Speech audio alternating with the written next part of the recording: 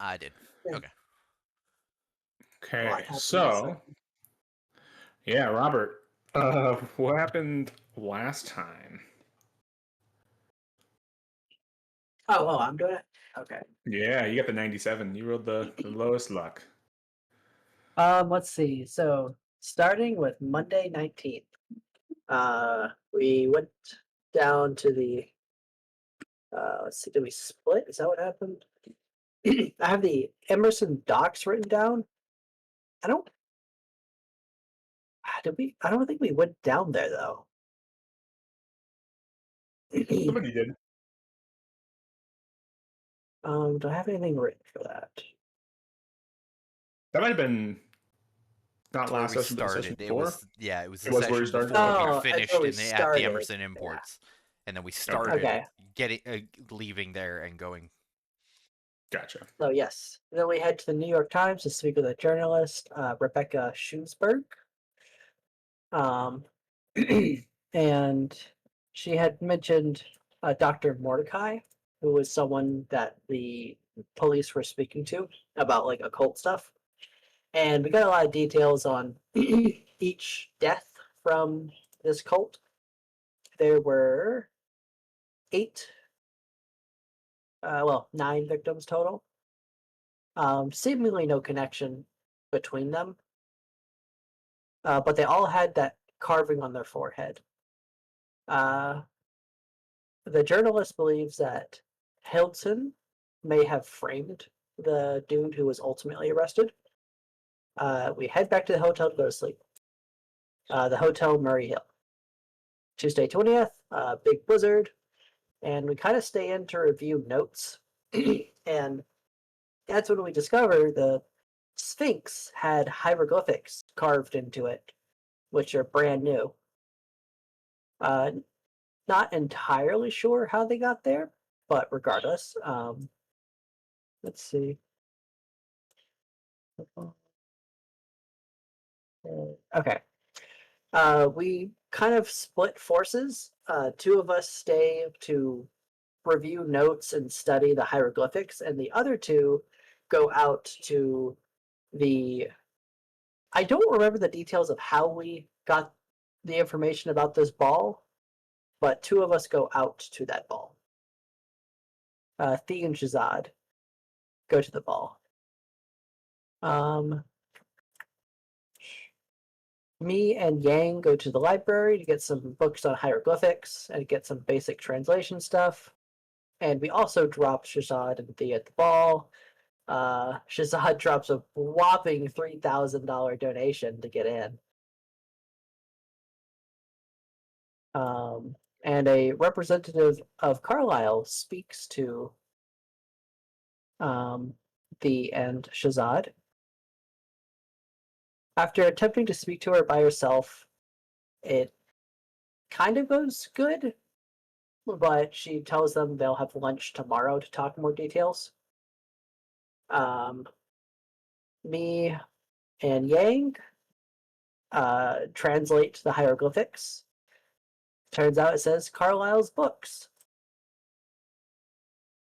Let's see. And then we asked some questions to Erica Carlisle, who was the lady we met at the ball. And the general idea of that conversation was uh,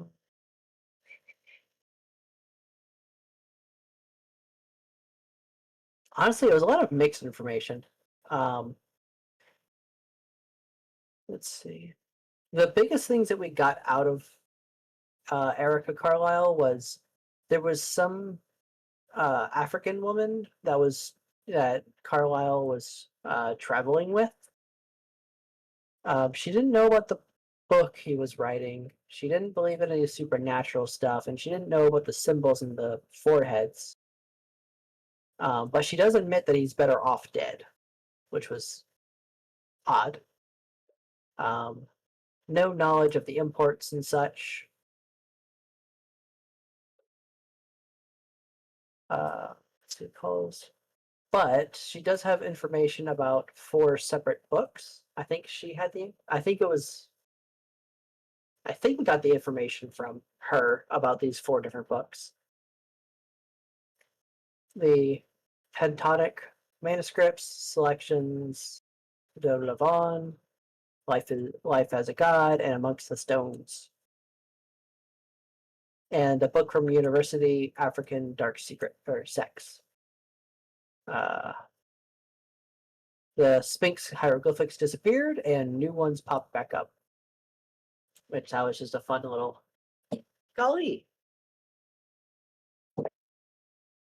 Yeah, I don't totally remember where we got the books from though. You got the books from Erica Carlisle. Yeah, they were Okay. in a safe in the library, and That's what it was. she kind of let you have them. Yeah. Yeah. So yeah, I think we then. I mean, does anybody else remember anything in particular that they wanted to bring up?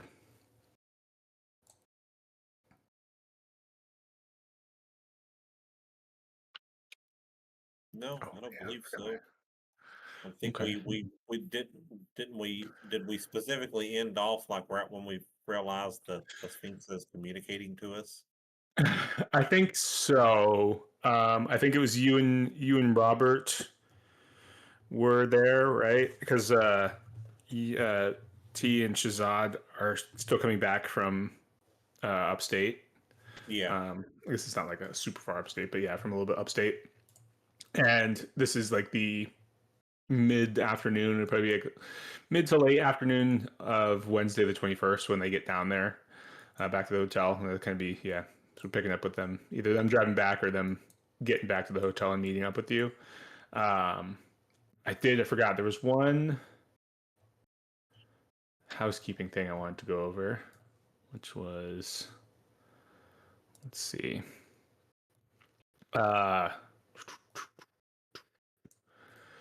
Just regarding where you guys are going to, where you're planning on going after New York City. And this is like, I'm trying to, I'll just kind of say what I've written down and then we'll expound off of it together. But yeah, I've been paying attention to your discussions about like various locations, listening to where you're likely to go next. When you set off, obviously we'll find out, because it's, it affects how I'm going to prep, like which chapter am I going to prep, all that sort of thing. And right or wrong, you've all done a really good job of like taking the information presented to you, coming up with theories and ideas, and it's been fun to listen to. Which hopefully, that's fun for you guys to do as well, because I'm enjoying listening to it. But hopefully you're having fun doing that, and not just listening to you guys being tortured. But this is like where the big like sandboxy nature of masks is in the first place, is that like after New York, where you go, like what sort of location you guys go to next is, the journey is sort of up to you. And where you go, what order, kind of what you guys do there, all those things will likely have like drastic implications for like not just your investigators individually, but like how the whole campaign plays out, right? I'm not going to say like one location is necessarily better than the others. That's for you guys to kind of find out. But let's see. Let's say, while you're all trying to figure out clues, the mystery, and the game, all not trying not to be TPK'd by me. I'm also kind of trying to figure out how much or how little information to give you on the side to help you along. And so as you leave New York, my plan is to like pare all of that back and sort of just kind of then even more so just let you guys kind of take over, and run with either forget things, let things get pushed to the side, and they're just kind of wanting to like give you that, because we, at least together, we've never really played like an investigative game like this. So like for New York, things are getting a little more investigative-y, kind of like jumping in, helping you guys.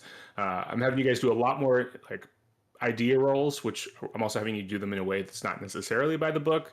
After New York, those will revert much more back to like by the book. There'll be fewer and farther between. I'll come to that in a second. But basically, one thing I wanted to mention is that, like, I want to mention this and also walk that line of wherever you go next is your call. I'm not trying to influence that. I just wanted to point out that I think the one place you guys haven't talked too much about, I think you've hit most of all the other locations. The one place you haven't talked about is London, is England, and I think part of that is because you've got a lot of evidence, a lot of like hard evidence pointing to other places, but just some ideas and things that are either things your characters would know or kind of looking at like the kind of that like level 3 question, that like analysis sort of thing of the evidence. Kenya, you've got the Nairobi notes that points right to Kenya, right? Whereas England, you've got like the Penny Foundation card. That's sort of about it. And then you know that Jackson came to New York from England. That was the last place he went. The article about the Carlisle expedition, them going from New York to England, that was sort of the first place they went. They went there to conduct research at said Penny Foundation, which is also created and named after one of the primary members of the expedition. And then it's also, if you're going from New York to, Europe, North Africa, Africa in general, basically, if you're going to take a ship ride from New York, east, most likely your ship would stop in like Liverpool or Manchester, on the way. So you're going to be, you still have to get on a train, take a train across England to get down to London. But most likely, if you decide that you want to go somewhere east next, you're going to be stopping in the UK anyway. You still have to get off the boat, take a train ride. Doesn't mean you have to. Those are just things to like think about when you guys are planning on where you'd like to go next. But plenty of campaigns, go everywhere. Again, I just wanted to kind of give you guys to absolve myself of the railroading guilt. I'm not saying go to England next. I just wanted to kind of give you guys a reason to add that to the discussion, if that makes sense. That kind of track. I'm also not saying that England would be more or less beneficial. So I don't want you to like go to England and have things work out great or have things work out poorly and be like, wow, of course things went great. Henry told us to go here next. Or shit, things didn't go great. Why did we come here next?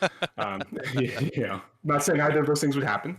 I just wanted to give you guys some ideas on how to either think about the clues that you've been given, taking a little bit of like historical context to add into your travel plans. Because if things, and travel takes forever in the 20s, right? You can't just jump on a plane and fly. So it's going to be a long time regardless. Any questions with that? I kind of talking myself in circles. They're trying to like avoid telling you guys to go or to not go to England. I genuinely just wanted to make sure you guys were looking at all your options. And I think that's the easiest one to like, and looking at Reddit, looking at like some of the like Masks Keeper Reddit stuff, plenty of players are like, why the fuck would we go to England? So, I just wanted to like point that out. I mean, I'll hop in here and just say, in my mind, part of it was like, if we do follow the expedition, we would follow exactly where they went. So, like, we would be going to England at some point anyway. Whether it's to talk to the Penhew Foundation and do all that stuff, or just to see where they went and where they left from. Yeah. To see if we could find anything there. Totally. So, that was in my mind. So. Okay. Awesome. Yeah. Well, good. Yeah. Just I guess that was just from my listening. I wasn't sure how much England was playing a factor, but you guys might have also not just been at that point in your discussions. So I'm just getting antsy. The other thing was idea rolls. On that kind of gloves off with idea rolls notes. I've been kind of having you guys do them really frequently, and either if you succeed, giving you the information; if you fail, not giving you the information. That's not necessarily how they work, which is partly why we'll be doing them way less often going forward. Because in reality, when you make an idea roll, it's supposed to be sort of a rare event, and it's really supposed to be when things sort of come to us, when you guys get really stalled and things come to a halt, we need to just kind of like move along. That's when I would call for an idea roll. And what happens, kind of a direct quote from the book, if you fail an idea roll, a lost idea roll gives the keeper permission to put any of the investigators, regardless of who rolled the dice, in the thick of things. So you get the clue of what the idea roll is for, but it means like you guys might have been working on something in your hotel room. You make this idea roll, and then kind of narrate like, yeah, you realize this thing, so you guys went out to go look at this place, and now all of a sudden, what the fuck, you're surrounded by like cultists or something like that. Like it's like a scene transition in like a noir movie or like an Indiana Jones movie almost, right? Like things just boom jump forward. So like a failed idea roll is kind of, you think, like fumble or pushed roll, and then add some pulp to it, and you guys can, if you guys feel really stalled, you can sort of you can ask about like an idea roll, and we can kind of do it. But yeah, they'll be happening way less frequently once we're out in New York. Right now, I'm just kind of giving you guys a little help here and there. But yeah, any questions with either of those? Nope. Cool. Nope. Then, Yeah. yeah, I mean, I guess Shazad, before you leave Erica's house, she does extend an invitation to, because you've made a decent enough impression on her. She doesn't extend an invitation to you to her eclipse party, which will be this coming Saturday night Okay. on a On the boat. on the boat. Yep. Mm-hmm. Now, does that include a +1 or a +3, Yeah, or is it just a single? it's kind of +1. I mean, you could probably Okay. like, if you really wanted to bring more people, you could probably either ask her, or ask Bradley. Okay. I And get just that don't want worked to out. overstep any bounds by all of a sudden showing up with 4 people if there's only room for 1 on the boat or Yeah, something. yeah. So your invitation is for a +1, but you could definitely try to like talk Bradley into her lawyer into adding 2 more people to your list of your entourage. Mm-hmm. Yeah, Okay. Well, thank you for the invite. yeah, I will. I definitely want to view the eclipse, so I will definitely be there, and I will see if any of my friends want to come along.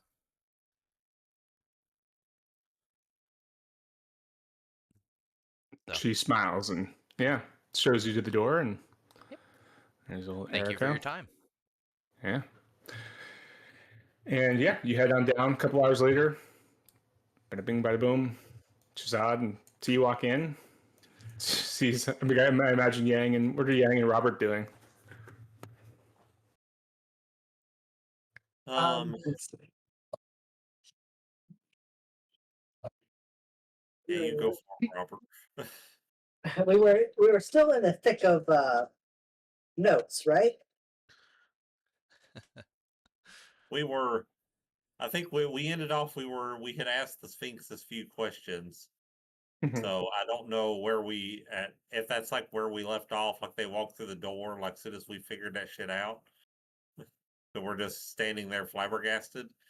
Yeah, why do we do that? Yeah, you're kind of standing there like, what? You've decoded the golly, and are, yeah, like, what?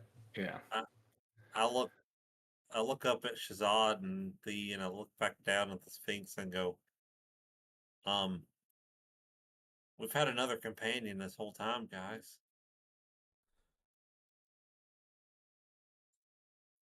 Are they in the room with us now? Yes. There's the cultist in the corner.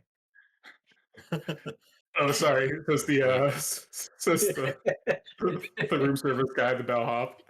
I should probably go.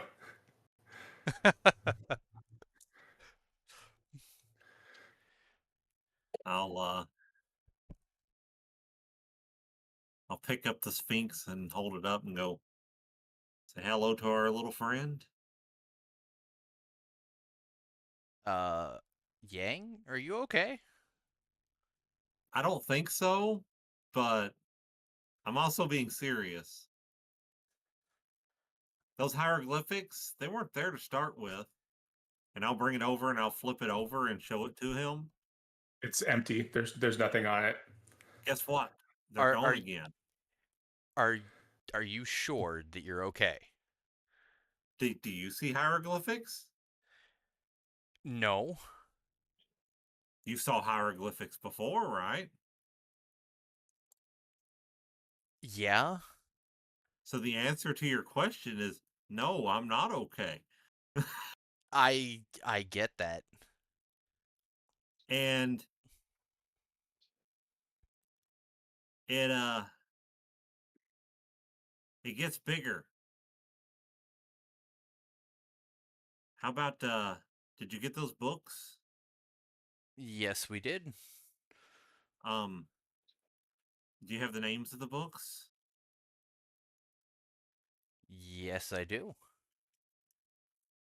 How would you like to ask the Sphinx which one of these books we should read first? Uh,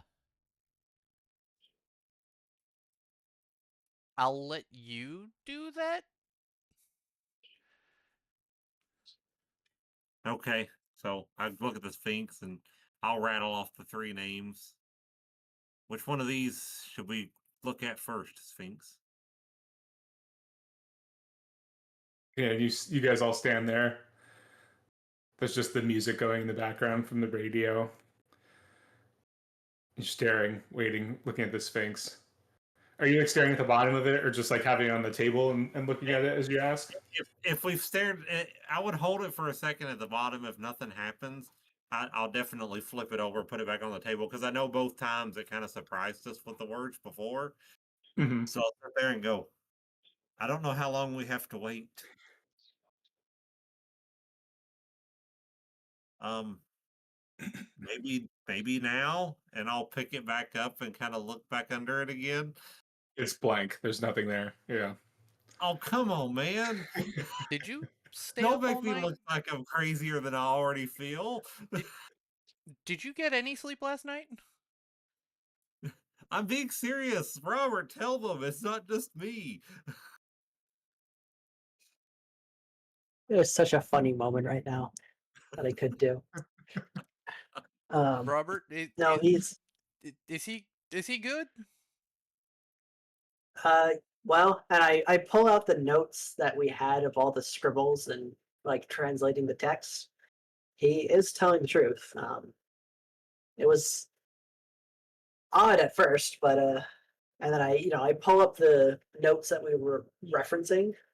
I mean, we translated the numbers from this sheet and this sheet that Jackson wrote in his dying, this presumably before he died, they translated and it said Carlyle's books. It seems like the Sphinx is trying to help us. Okay, so that's why you had us grab the books. Okay. Yes, But and then we asked if the hieroglyphics went away, and we asked it if it was communicating with us, and then new hieroglyphics popped up, and it was telling us yes. I'm not entirely sure how we get it to answer us, but it sometimes seems to answer us.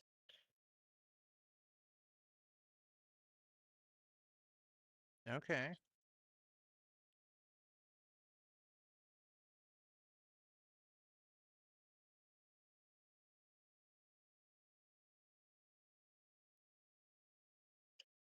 Check the Sphinx again. Is there any writing now? I'll flip it back over. Nothing. Still blank. Yeah, it was worth a try. I I'm not saying that I don't believe you. I'm just saying that maybe you need to get a little more sleep tonight. I mean, sleep sounds good. Really, Sphinx, like, what are you? The spirit of a bratty child or something?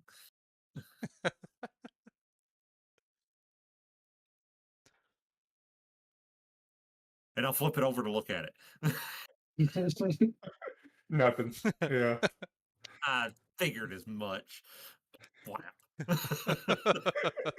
It's nothing. Thud. Yeah. Oh. Just try to prove you wrong. Oh, well, I'm perfectly good going to bed face after talking to a Sphinx that doesn't seem to want to let anybody know I'm talking to it. I mean, Yeah, yeah. why don't we call it a night, and tomorrow we will pick back up and start studying some of these books. I mean, it's what, mid-afternoon right now? Oh yeah, because you guys went So, for lunch. yeah, we went for lunch. So, Oh, I'm gonna choose. Oh, right, okay. Yeah. It's like a couple hours away. So yeah, it's like we'll say it's like 4 o'clock probably. Okay. I'm gonna take one of the books in English and start reading it. Okay. Yeah. Which book? Uh, Amongst the Stones. Who did take amongst? Did you, is that the one you have on your character sheet? Uh, Yeah, you do. You have uh, among I was you have gonna it. say, You have I amongst the think that's sun. the one that I took. Yeah. Um, So, so yeah, you start looking at it, and yeah, it's only 96 pages. Give me a sec here. Um,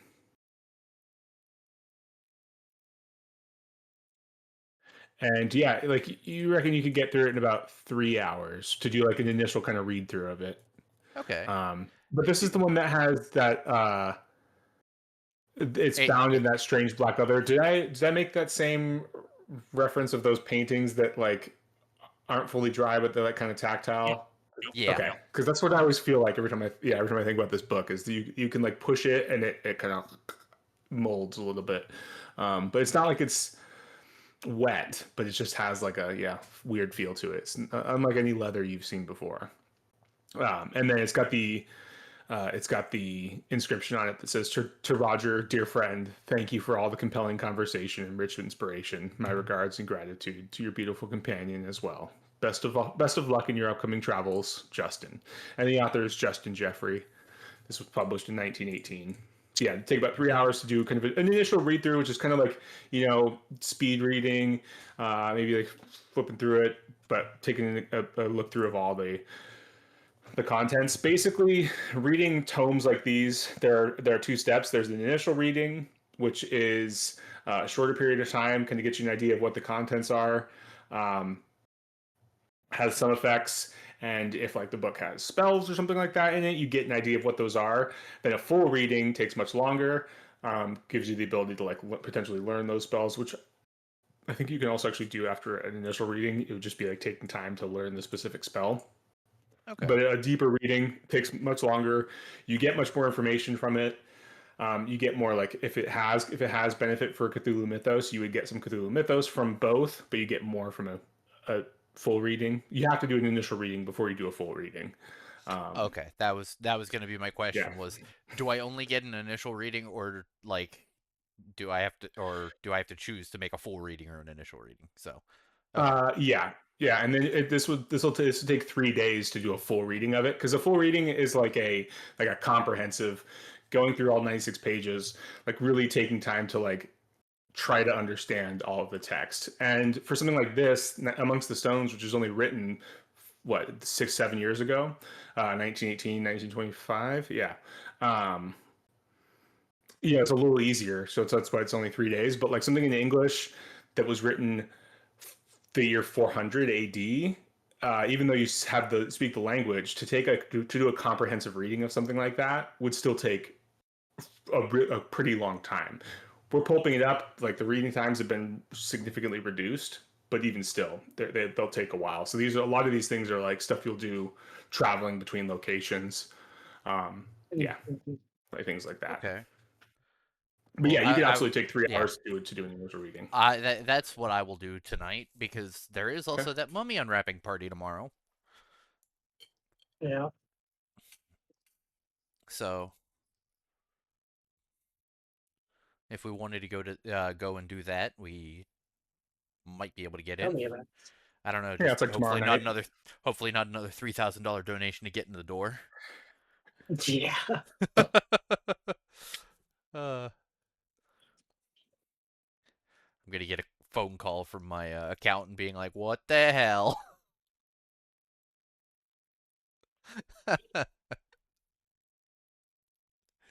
It's like, I didn't know you're so passionate about orphans.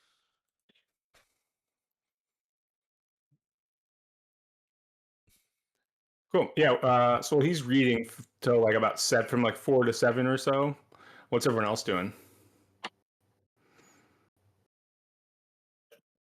Mhm. I would be, if we're having a sit-in up here, I would be calling the front desk and having them bring up drinks and Yeah. snacks. And then if there were 2 English books, right? Yeah. There are 2 or 3. I thought it was 3 and then one in French, Yeah, because T took Life as a God. That was also in English. and then the And then the fourth Panacotta. one was the Narcotic Manuscripts. Yeah, the narcotic. Yeah. I'd be happy to grab another English book and just sit down and start reading it. Which That was the last thing the Sphinx said. It told us its name. Okay, It was what's its name? Golly. Yeah. Golly. Yes, Gollee. Golly. Which is a name that I'm going to want to research at some point. Mhm. But it's one to keep your eye open for while we're looking through these books. All Yeah. right. Yang. I'll put it on your character sheet. Should be in your gear now. And the Narcotic Manuscripts is pretty large, right? This is a massive volume, red leather binding. It's a translation of a different of like these Narcotic manuscripts. This is an English translation, this was done in 1485. Um, which, yeah, the kind of description in your, like you'll see on your character sheet, doesn't correspond with the recent binding material. So possibly like all the text has been rebound.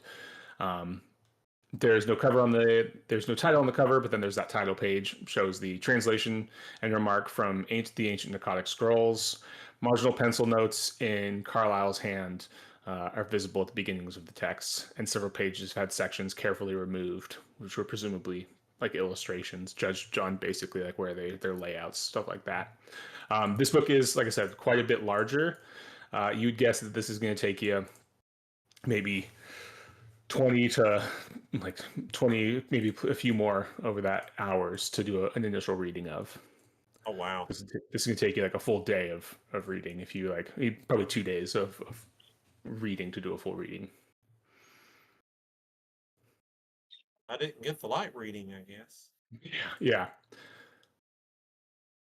I mean, I guess I'll work You can get on what started on it. Yeah. Yeah. How many hours do you want to start knocking away at it? let's see. You always said it's about 4 o'clock, so Mm-hmm. be good putting in like 5 hours. Okay. Yeah. You want to just denote that somewhere, that Yeah. for Narcotic Manuscripts, 5 out of 22. And then once you hit 22, let me know, and we'll make your roll.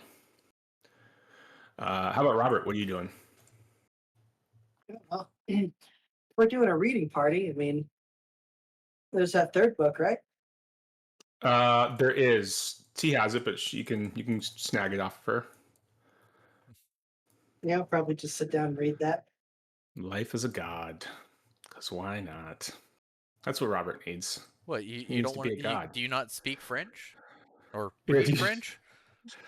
which, looking at it, because whose book is French? Yang's. Like also his home book is French. Oh yeah, yeah. Yeah, I've got that Demonomania book. Yeah. Um, Yeah, French would actually be a solid language for people to know. Yeah. Let's see. Because we got La Trade. Cryptographie Militaire. That's That also one French. You're there. right. Yeah. Yeah, Yeah. Selections de l'avion. Yeah. I suck at French. I'm so sorry. I just offended a few people. You offended all of France, and they're actually. Canada. That's yep. Yep. There you go. It is now in. Roberts. This is about 150 pages. It's bound in. Yeah, you know it is. It's scarred human skin over wood, right? So this is human skin that's been stretched over wood to bind this book. Pretty nasty. And Don't eat it, Robert. Perfect yeah, for the wrapper. oh, it's like get a little peckish. No, it's Wait, book on a stick. Who if doesn't he want eats that? it, does he get to turn into a book? Yeah, no, unfortunately not. It's not fresh enough. Mm. Yeah, there's no title on the cover of this either. There's just the like inverted ankh that seems to have been like stamped into the flesh and the leather, and yeah, then yeah, the content is handwritten in a brown black scrawl that occasionally fades out. And for you, hey, this is also a shorter one. This is about 5 hours to do an initial Okay. reading. So you could go for yeah. So Yang's going for 5 hours. Shazad's Duke going for 4, and then he has his initial reading done. So you could do a 5 hour read if you want to as well. Yeah. This is from 1810. So yeah, well, can you? I'm curious from a player perspective. When you guys look at your gear, do you have the edit item button, or is that just for me? Let's see. I have trade, Yeah, I've got it. edit item, and delete. What does the edit item open? If it says content, don't click to the content tab or the details. Initial reading and description. That's it. Yeah. Yeah. Sweet. Okay. So yeah, then after 5 hours, Robert and Shazad, you guys can give me a initial reading roll. And Shazad, actually, you don't really need to roll one technically, so we'll mark yours as. Yeah, I'm gonna. Apparently So, not. oh yeah, that's tough. Shazad, I am going to hit the spend 29 luck to pass, or do you want to hit spend 29 luck to pass and then give yourself 29 luck back? Your book is so recent, you don't technically need to. When you have a book that's in the language you speak fluently, you don't always have to make a reading roll. It just depends on the context and how difficult the book should be I for can. like the product. So yeah, you can. Yeah. Because it's just for it to unlock correctly the way the Foundry kind of system works, and then give yourself 29 luck back, and please give me a little sand check, which you did. Yeah. No, wait, what? I think, yeah. Interesting. Did you how'd Well, that sand roll go? Cthulhu Mythos is no one. Yeah, so you gain one Cthulhu Mythos. Yeah. And the sanity when roll you, did not. let me check. Let me open the book then. Did it already take?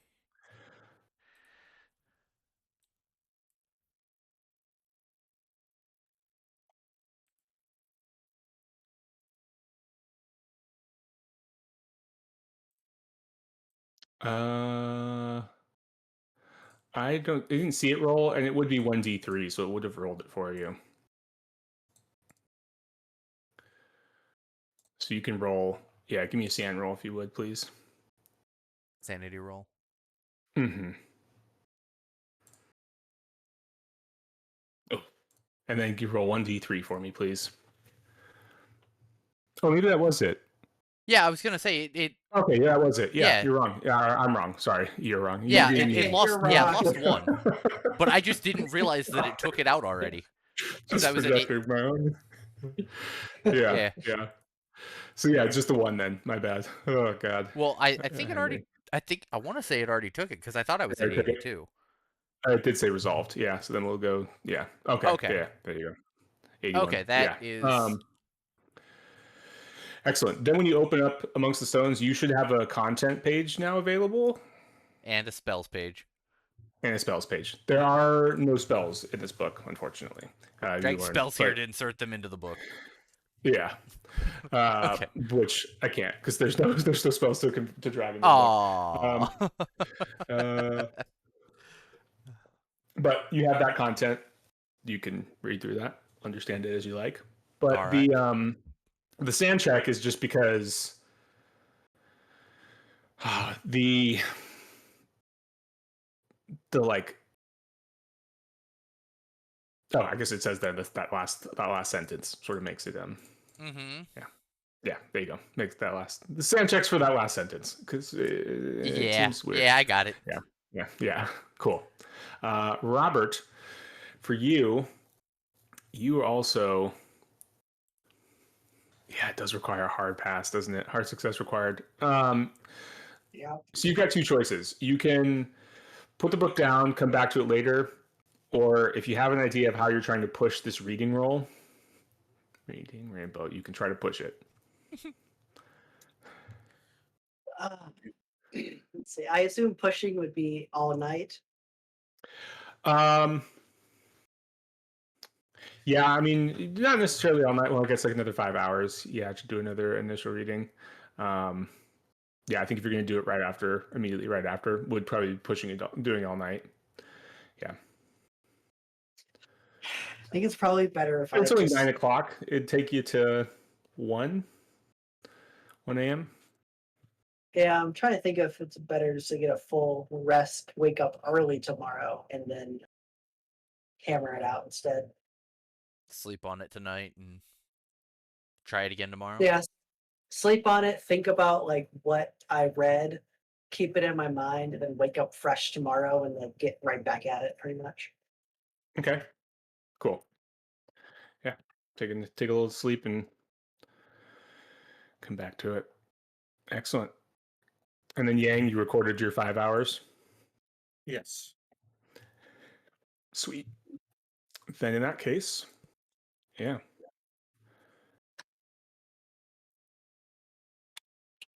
You guys head to bed.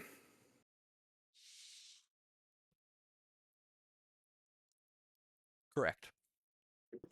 I like it.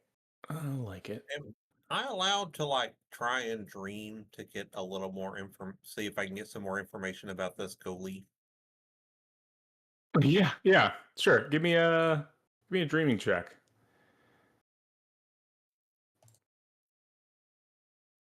Oh, where's that Is at? there actually a dreaming skill? Yeah. There is. Yeah, you have to enter the dream Oh. mix to get it. Checks I I see. didn't know I could make there for Yeah. for 10 there, Alex. Damn. God. Wow. Why didn't that show up for me? What's going on my You don't get it? We can ignore it and I can roll another one if you'd like. Yeah. Hey, that's a good idea. I didn't see I heard anything. your damn. I just don't know why it's not showing up for me. It's weird. Quick, roll Next, I'm like trying to 8 take a more, and then we snapshot. don't know which one we said damn to. You know, thinking about it, I feel like a dream roll going forward. If they were going to use a blind roll, that's a great place for me to do a blind roll. Yeah. Yeah.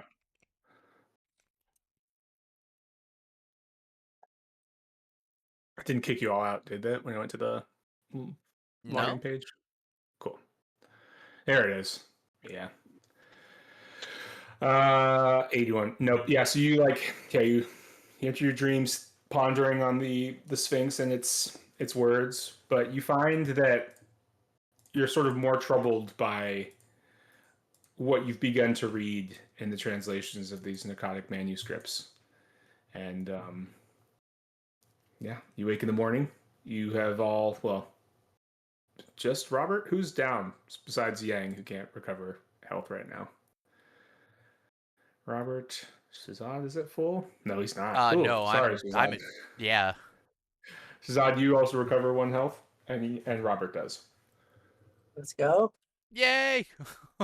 I And am it is now the I am now 22nd. at half. Hey, if you had a major wound, it would be recovered. And Yang is 1 day away from getting his major wound recovery check. From making his check, yeah. Yeah. Well, I That's would tomorrow. be more than happy to just relax and spend the day Yeah. with this creepy ass manual. You guys can go do whatever you want. I mean, Yeah, you guys got some leads, things you can look into if you'd like. It's up to you. I mean, But I'll be you real with you. I'll be real. I'm also at 6 HP. I don't want to get caught up in anything. true. I mean, I'm gonna be honest. Uh, I wouldn't mind a day in, even if it is reading creepy ass books. Let's just take a day in to destroy our sanity little by little.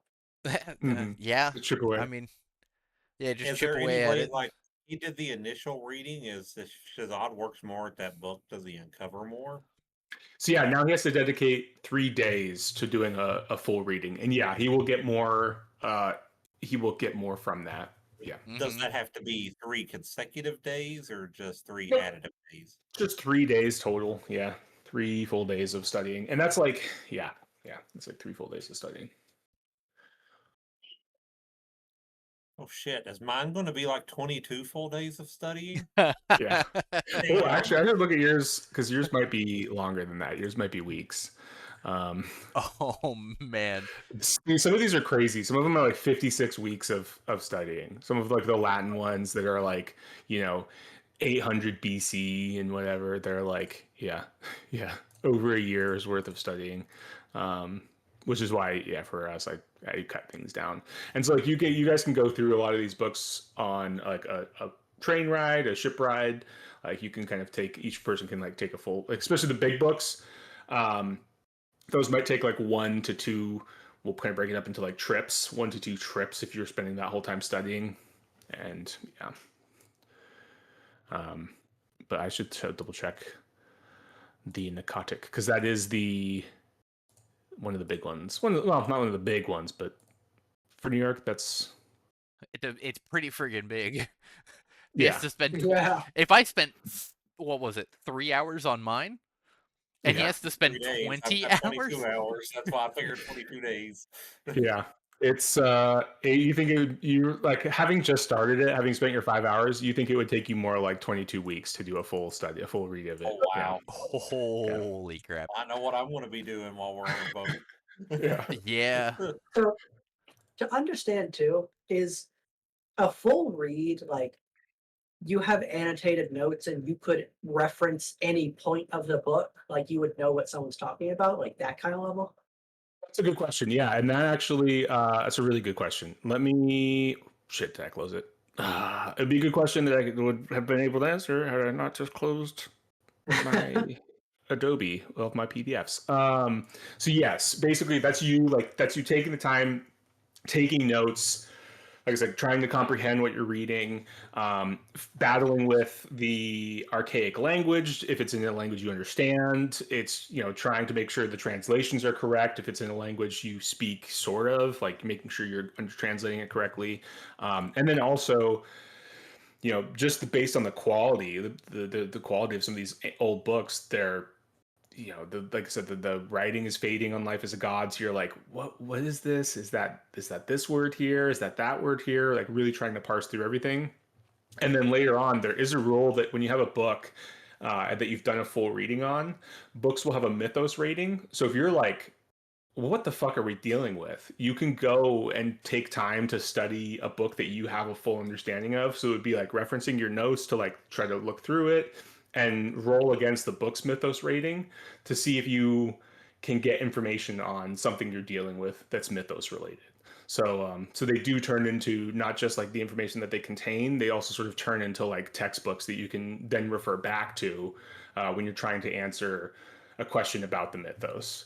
Um, you know, uh, and you can also do like so 22 weeks to do a full reading. You can do additional full readings and gain more mythos understandings because it's like, yeah, I've read, uh, you know this book before, but every time I go back and read it, I was learning something new, or I was getting something new. It's the same sort of thing. You can go back and eventually that will wear down. You won't get any more from it, but you can do multiple readings of the same book and get Mm. more and more Cthulhu Mythos stacked up for it.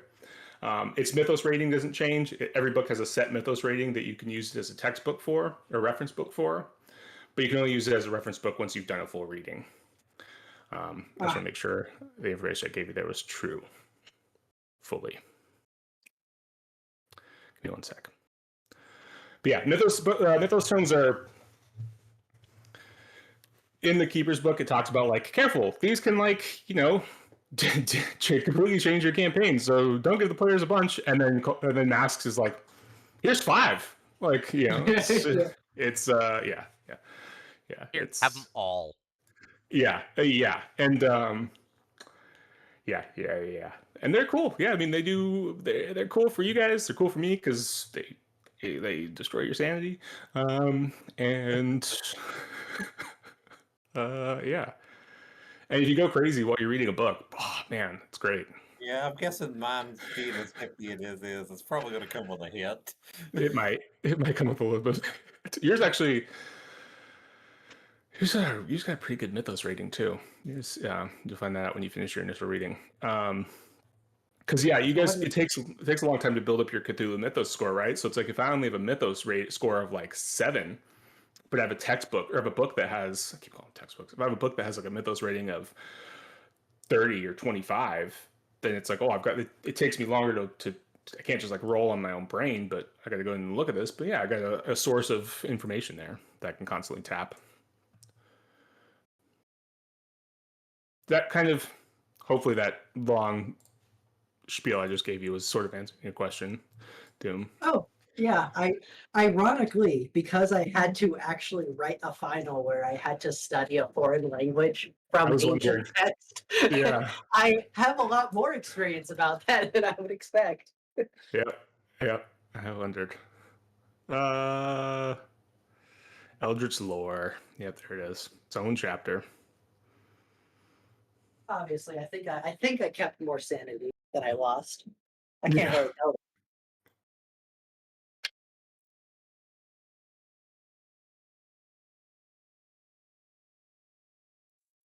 See, page 175. Okay, so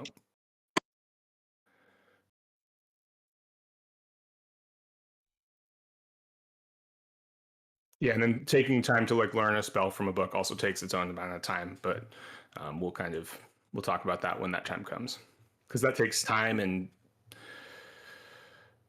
like everything in Call of Cthulhu, there's a chance to fail, and I did want to ask one thing because yeah, now, obviously, this is like too much information or things that will be revealed and can't be talked about right now. Um, are we? Is there an arbitrary time limit? Like, if we decide just to suddenly take like, oh, I this is for an exaggeration. If we just sat down and we're like, oh, let's just take a month to just sit down and read shit or like to do something, is there like some internal clock that I'm assuming this might be a because like we've already been hinted at some global thing is happening and we don't yeah. know what it is. So I'm assuming we're on some kind of clock, but without any scale. If you I'm guys just also kind decided to like sit in a hotel room for 22 weeks and study a book, that's your choice. Yeah, I mean, Okay. uh, I'm I would let you do it, and things would happen. There are other people in the world doing things, and you would give them 22 more weeks to do those things. Um, how bad or how catastrophic that would be? Would you still have a chance to stop them? Who knows? But there are, you've already kind of figured out that there are that at least the cult of the bloody tongue exists in multiple places, right? So it's like Yeah. you they still exist in New York. It's not like you've just like stopped them in New York. So like that gives them 22 more weeks to just keep doing their shit. So it's like they're not going to take a 22-week break. But no, you guys can absolutely do that. Yeah, that happens. I've read like I've read kind of call keeper like playthrough reports and stuff like that, where the players are just like, no, we went here, and they just like they hold up for 3 months and just read books, and like they came out of their like hovel kind of crazed, but with more information and a little bit more power, and they all were eaten by a Shoggoth or whatever. But like at least they tried. But not that last part. But yeah, no, you guys could do that. You could do that. I'm not gonna say what the consequences would be, but it's possible that there would be none. It's possible that there would be some. Things would happen. Okay. Equally To answers research my the theories. question. Yeah. Yeah.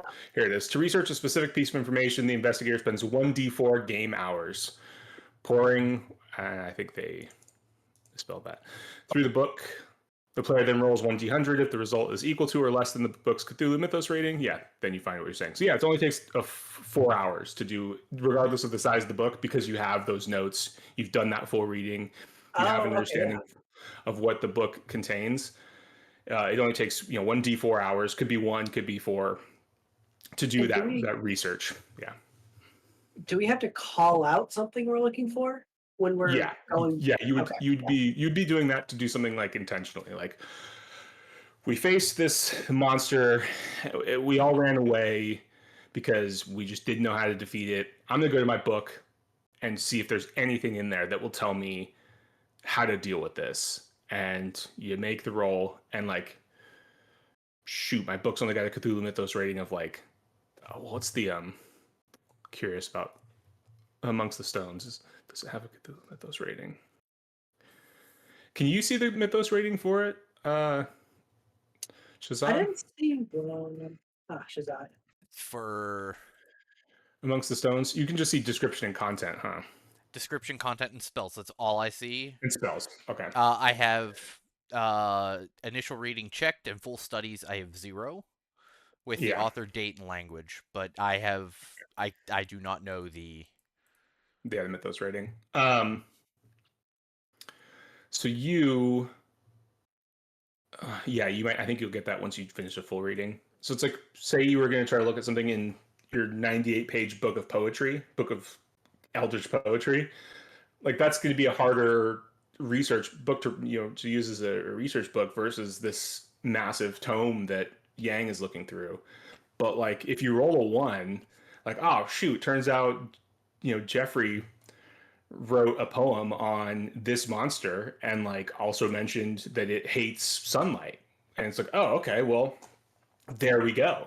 That's what I'm looking for. Like, that's sort of how that mechanic works.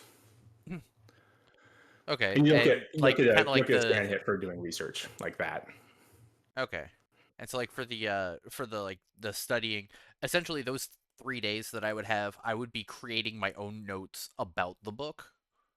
Yeah, Shazad would be, and it's like that's just kind of contextually when you're doing the research, you're kind of using your notes alongside the book. So let's say it's kept together. Yeah, so essentially, That's like kind of since flavor-wise. it's just like a bunch of poems, I could essentially write down like the name of the poem, the book page, and like a basic gist of the poem, and then have that as my notes.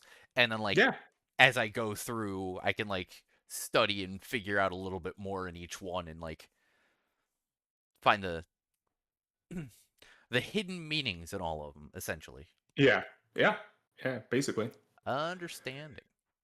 yeah, yeah. Oh, That's yeah, what I I'm didn't really getting at. think about that, but do these books actually have like passages and poems in them for us to like analyze, or is it kind of an arbitrary thing? Some of them will have things in them directly. Some of them are a little bit more arbitrary. Yeah, some of them you'll just get a basic overview of like the content, and like what it specifically says is sort of left to your imagination. Some of them, there'll be like specific things that I'll give to you depending on Okay, gotcha. yeah yeah yeah. Otherwise, Chaosium would have to publish 50 extra books, and then There's no way they wrote actual books for like yeah every yeah single book. yeah. Yeah, that's the crash course on Mythos tomes, Right. and there will be plenty more to learn as you guys struggle through them. So yeah, so you guys saying you just want to stick around for the day? I could go Yeah, ahead and put the other 17 hours into my book that way. we have the unwrapping and the eclipse this week, or yeah, this week. Yeah, the The unwrapping unwrapping is is tonight. today. Yeah, Yeah. the Okay. eclipse is 2 days from now. Is Saturday. Um, Probably can't finish my book today then because we'll need to get to the unwrapping. I think that's something we might all want to go to. Yeah, I think we should all attend the unwrapping. Um, would I just make another basic reading check since I failed my last one? Yeah, once you spend the full 5 hours, yeah, you can. So what time is the unwrapping? Um, hold on. Uh, did I say did I give you guys a set time?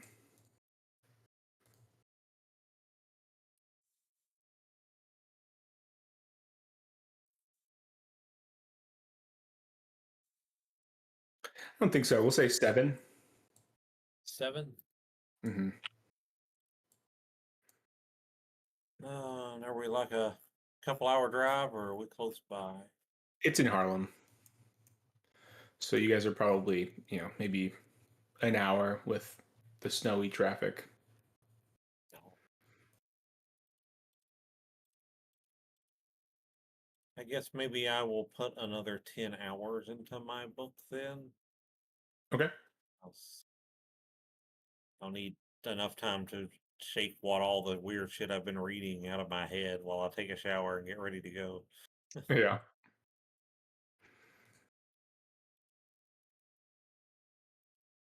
And for Shazad, we can break down your days into 12-hour increments of dedicated study time.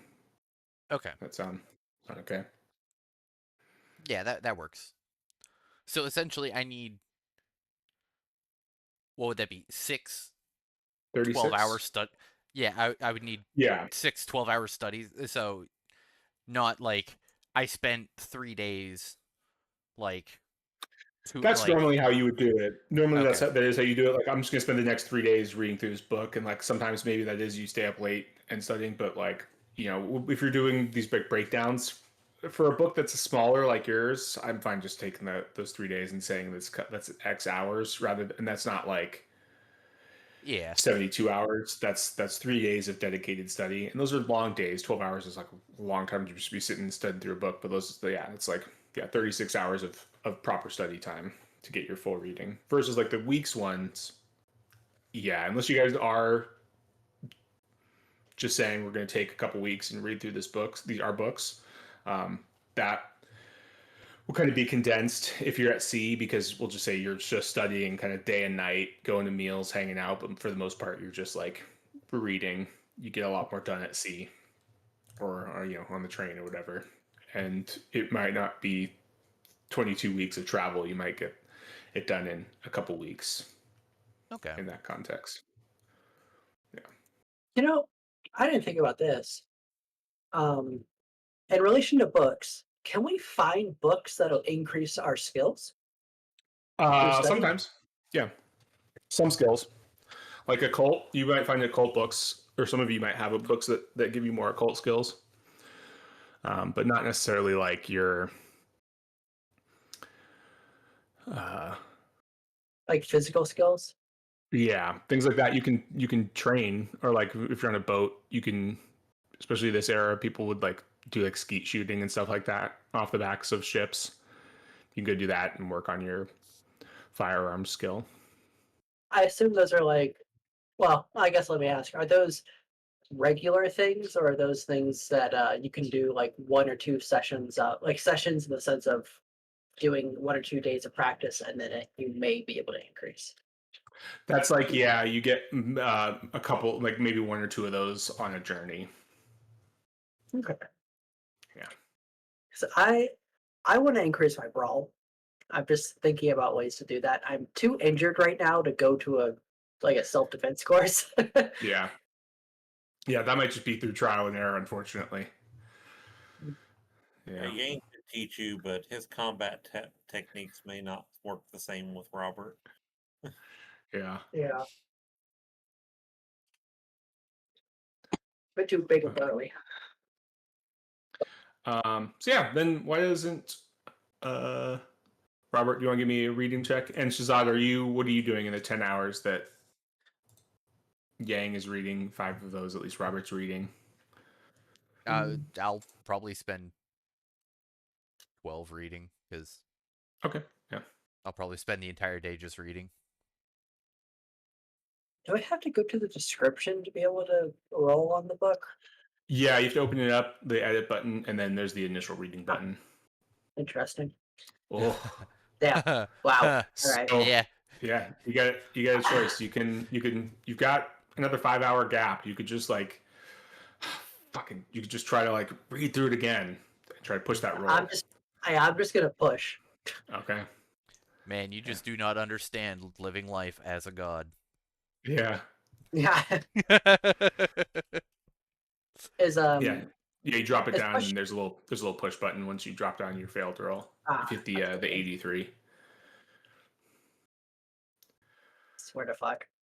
83 pushing. Oh, you got a Oh hard success. Yeah. Yeah. wow. Yeah. There we Roll. go. Dang. I You're just supposed got to so pissed off that I'm like, I have to automatically. understand this. So you gain +2, which that added to you too. I didn't double check that added the Cthulhu Mythos to Shazad. Did it? Did you get the initial Initial story going? reading. I have one in Cthulhu Mythos, and I don't think I had Cool. anything in it before. Yeah, you shouldn't So have. Now you've got one. Yeah. And Scary. Robert, you might also have Yes, I have two now. two now. So you guys have you guys don't really have a choice because Uh-oh. you guys have seen the mythos. There's this thing like if you haven't seen anything like mythos related in physical form and you do a reading like that, you can forego the like sand loss by choosing to not believe it. It just means that whenever you see something that confirms that it is real, all of that sand loss comes like a tsunami. Like it's just like oh, I've read all these books. I just thought they were all fake, right? And it's like, oh, you just like, and how a campaign like that would work, that you would just like read a bunch of mythos tomes before ever seeing anything mythos related.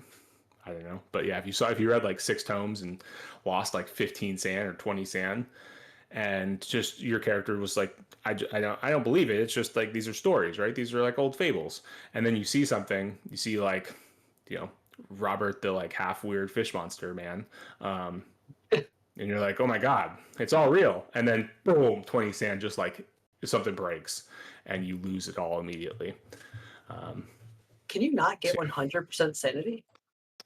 not anymore. You can't. You're now 90. Oh, got You now you. it's your max sand is 99 minus your Cthulhu Mythos score.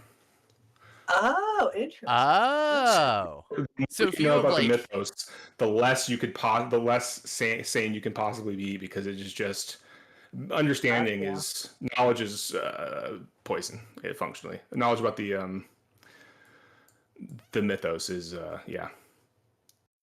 is destructive in that sort of way. But yeah, you guys will never get back to 90 sand. I wouldn't worry about it. It'll be all right. It'll be all right. Yeah. So Kind of shocked Robert didn't lose max sanity when he transformed. Really. yeah, he dropped quite a bit. But not fully max. So you get the content page. You can skim through that content page there on yours. And yeah, you've got 5 weeks of studying to hit this book. Am I able to check mark the weeks or? You haven't started them yet. So once you do, I think I can hit the box. There's a plus minus box for me at least to hit. Oh, okay, I see. Okay, yeah. yeah, I was gonna Yeah. say, how do I add that into mine somewhere for the 12 hours? I would just record it somewhere in your character sheet. You Okay. can record it in like backstory. Well, Keep in Gears and mind, Cash there's usually notes. notes right next to it. Yeah, there's the notes right next to Yeah. it. That works well. Yeah. And then once you hit that first 12 hours, let me know and I can take the little box. Which you just did, didn't you? Yeah, I was doing 12 hours. I was just essentially doing an entire day of it. And then you're rushing to kind of get ready and head out the door. Did we decide that we were going to the mummy Yeah, are you unwrapping going? party? Yeah, I think we should. Yeah, we might as well. Okay. Then, yeah, sure. Okay. Perfect. Robert, you can see your content on your Life as God, right? Actually, Ooh, could we do one thing while we're on the way though? yeah. I would like to pick up a turtleneck shirt. It's winter. Yeah, you could show up with a turtleneck. Just be a weirdly out of fashion guy, but just wearing a turtleneck instead of my God, Instead of a big ass scarf. in 60 years, they'll be wearing these to all art shows. This will be the height of fashion. They just don't get it yet. Yeah. Just be Steve Jobs, but earlier, blue jeans and a turtleneck. Speaking of books, now that I know we can full study them, how do I know how much I need for my golden bow? Those are a Yeah, what? lot more basic. I don't know if I put them. Let me see. Yeah, I also have 2 other books that I could study. Yeah, the Golden Bough. That one's in English too. Had you not? You'd never read that before in like Um, the it says full years you'd study. had it. We did the initial reading with the Okay. 4 year jump, but Yeah, there's no actual full study for those. oh, okay. Yeah, yeah, those ones you've read through pretty fully. Did this one give me Cthulhu? This one or the No, give me the Golden Cthulhu? Bough gave you 5 extra occult points. So yeah, when I increased your That's occult, I right. think by 5. Yeah.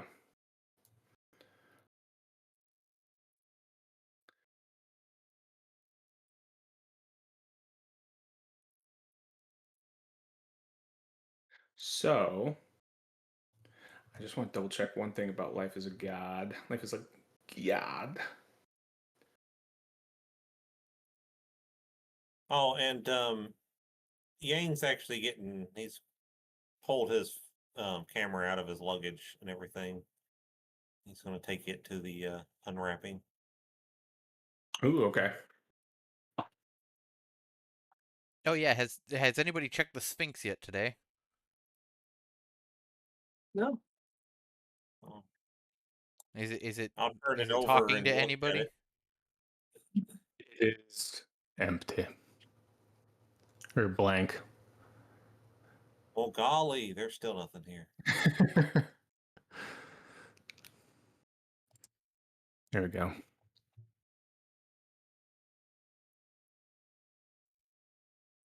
Hey, golly, we're not going to get cursed with this mummy unwrapping, all right? At this I point, do he's have using a it like a magic 8 ball. Like he's. I do have a thorough reading for some of these actually. It just hard skips hieroglyphics and just says yes. Outlook not good. It just turned into a magic 8 ball.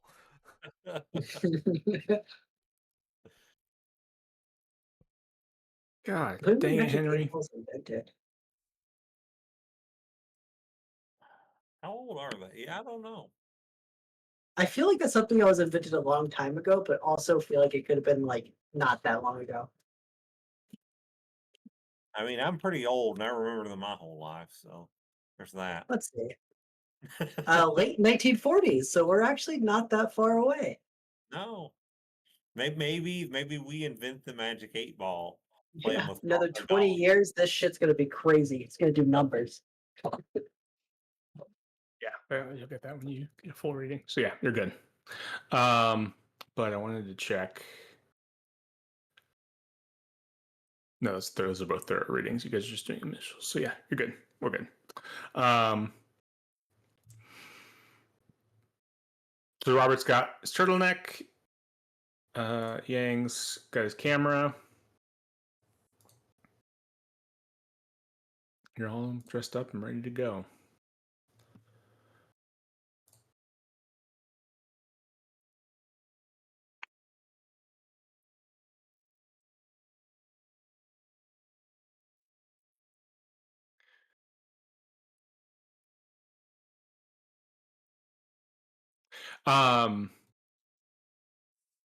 Robert, I guess I'm just curious. Did you read the content section on Life as a God now that it's unlocked Yeah, for you? I sure did. Okay, cool. Cool.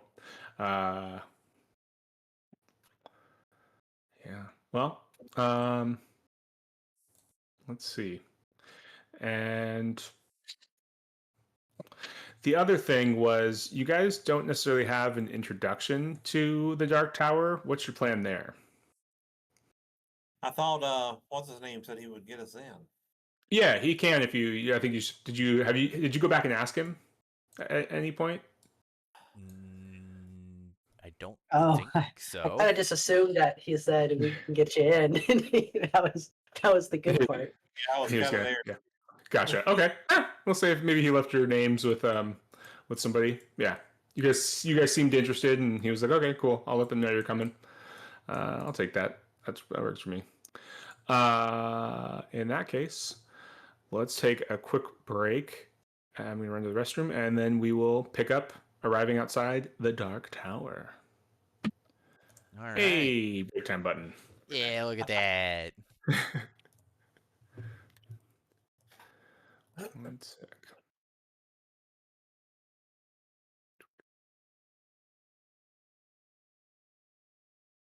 Also, full transparency, not Robert necessarily, but me as a player, I am itching to find anyone that I can eat and turn into, like shapeshift into.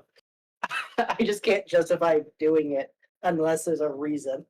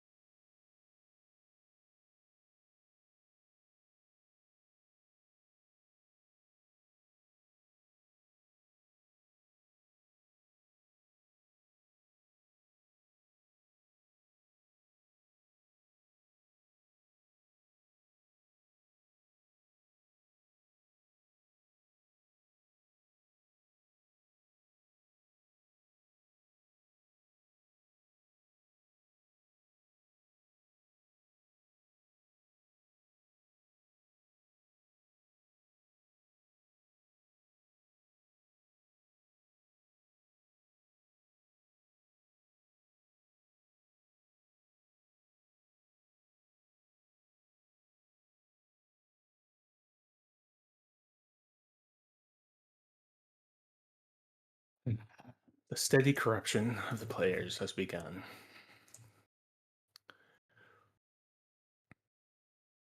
I don't like you when you say that. You know that?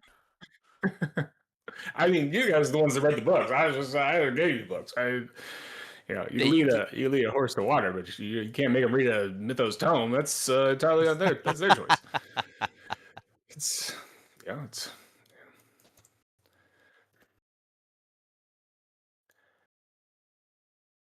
let's see.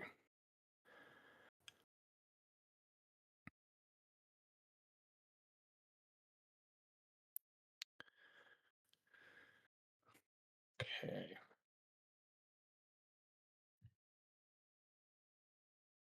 No. Are you back or have you left? That's Oh, I'm not currently at my computer. Ah, gotcha. You got your. That's right. You I got got those cool wireless. wireless headphones. Yeah, fancy, fancy man.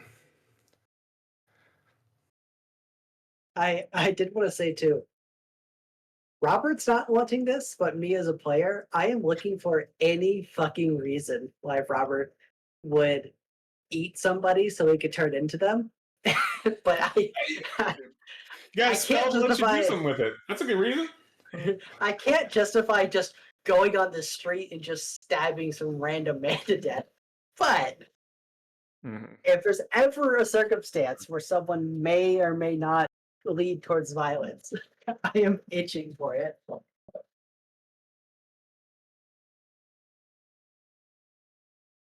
So violence. That's what you. That's what you're looking for right now. I think we could make that happen. T is staying at the hotel, so violence with just Shazad, Robert, and Yang. I think that sounds good. I'm down for that. Your most Violence I your, can survive. your most combative and healthy investigator is currently away, and everyone else will just Yep. have to deal with it. That works for me. Did I hear So that I it's certainly William and prefer to Barry stab time? someone. Yeah. Did I hear that it's It's William and Barry way time? I think better it might be time. William and Barry time. Yep. Yep. It's like, oh, I'm itching. I I'm thought looking. I thought we might need more friends of of Jackson for later on in their investigation, but I guess they didn't make it out of New York. Oh well.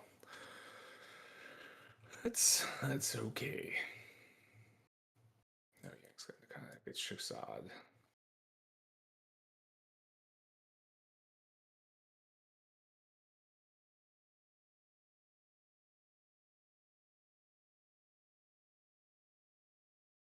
Mm.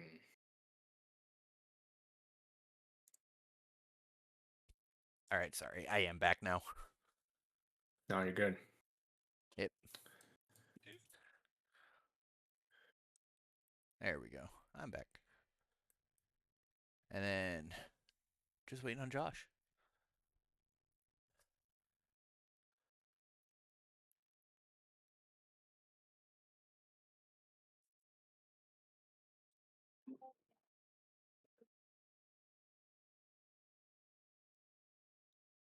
Had to crack open my second bottle of Weller.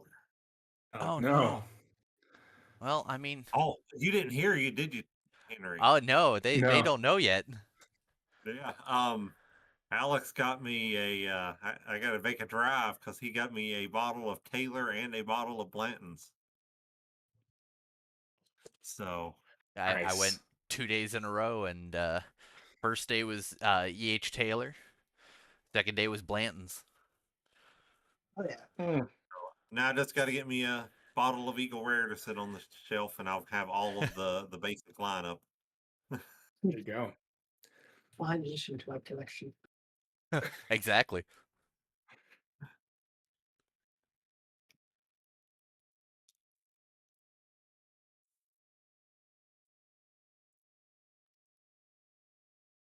I keep getting angry because I read articles. Google sends me articles related to whiskey and my recommendations when I first open up Chrome. And it keeps sending me articles about the best bourbon being in this state or the best bourbon and being in that state. And I'm like, fuck you, motherfuckers. The best bourbon's in Kentucky. It ain't nowhere else. Yeah. No, wait, that doesn't make sense. How does that work? Yeah. Bourbons. Yeah. Oh man. All right. Let's see. So, yeah, you guys pull up to. Where is the actual? Do I have? I don't know if I have a street address. Yay! 108th West 136th Street. It is the ground floor is a beauty shop.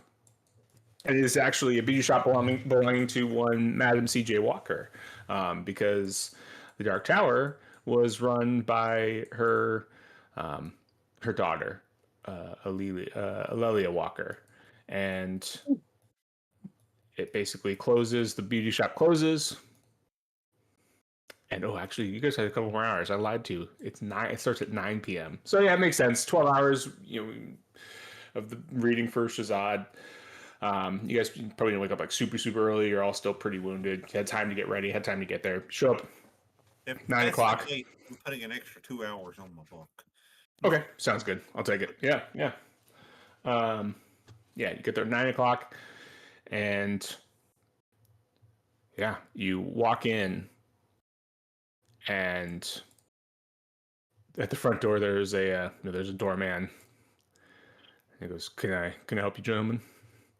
Just a big, looks like one of the boxers from the gym. Maybe he even saw Yang boxing and kind of just gives you like a nod, like I remember you.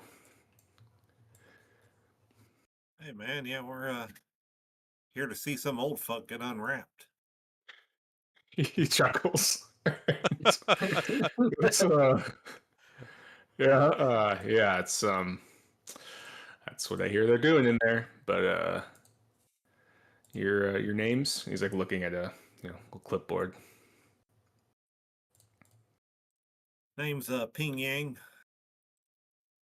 Right. Goes down, checks it off. Okay. Yeah, you're here on the list.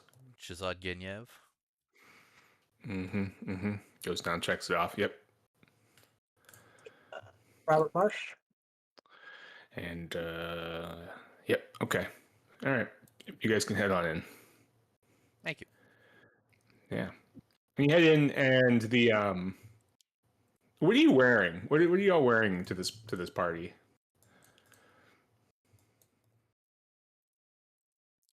Is it traditional wear again or formal wear again? Yeah, that's a good question. You guys didn't really get much information about it. Yeah. No, I'm probably Henry's like, walking in with my standard PI outfit, kind of the one in my profile. It's dressy, but not super dressy. I can pass. I got a camera on. Maybe I look like a reporter.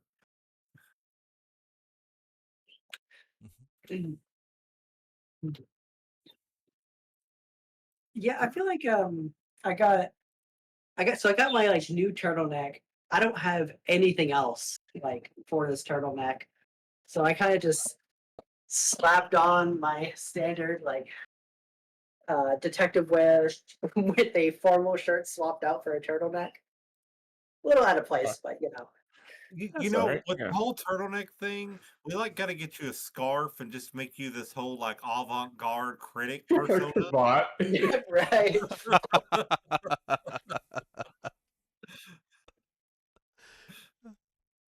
Yeah. Just walk walk in up here, with go, a palm data suit. Yeah. see how good this Your unwrapping is. like your name. I'm like, how dare you not know my name? Just yep, exactly. Cool. Okay. Yeah, that's what Robert's wearing. Zod and Yang, you guys are wearing just you said suits and such. Yep. Yeah. No tuxes, but suits. Cool. Yeah.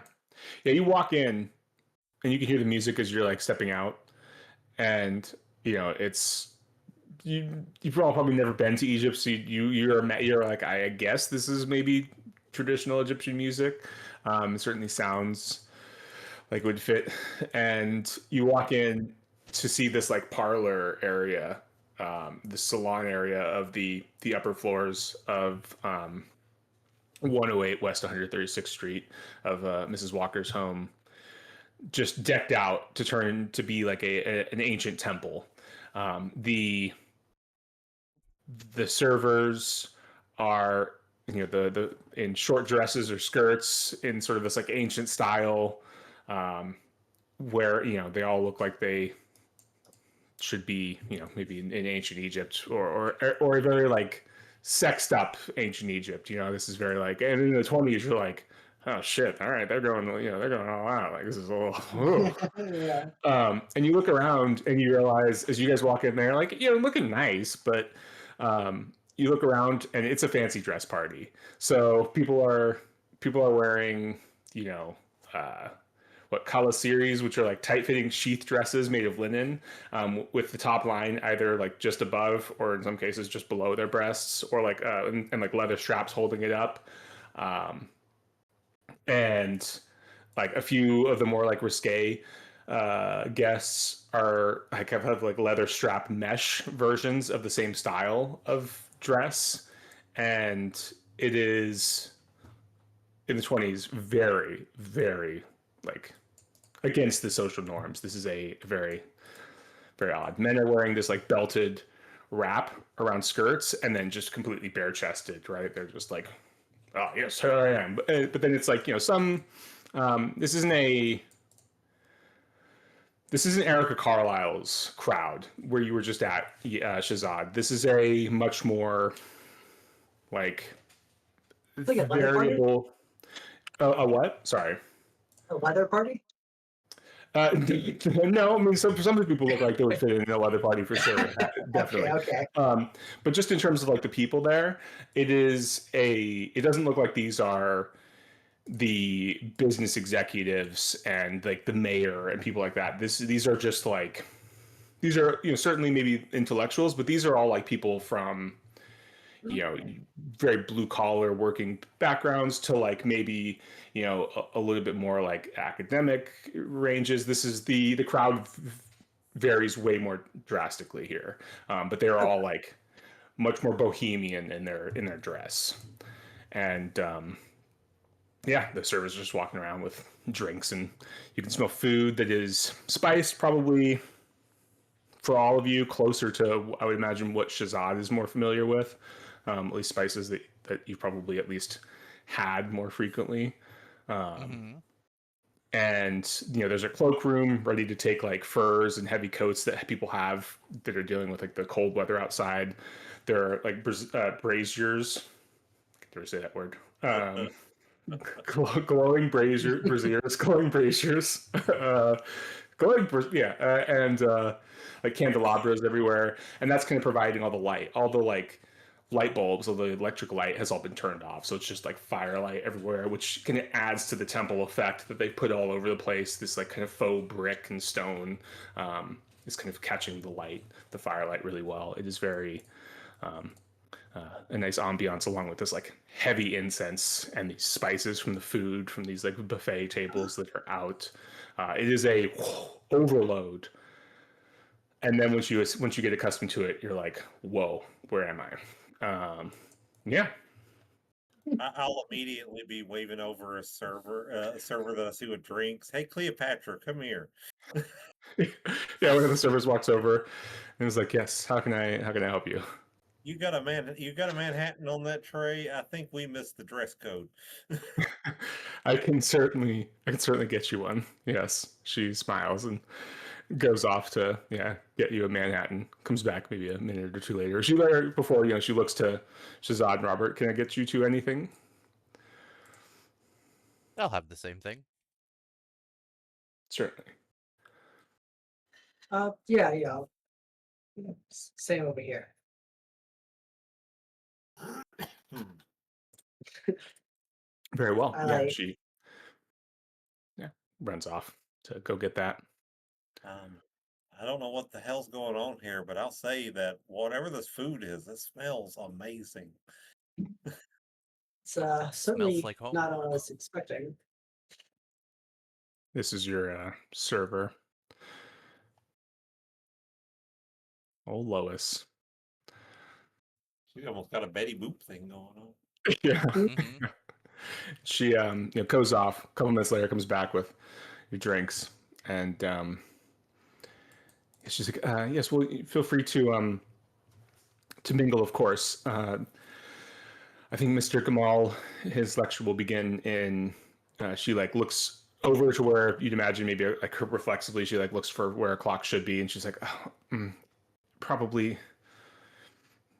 20 minutes or so. I think we're still waiting for some more guests to arrive, but feel free to lounge or eat, do whatever to your heart's content. And yeah, you guys have a little bit of time.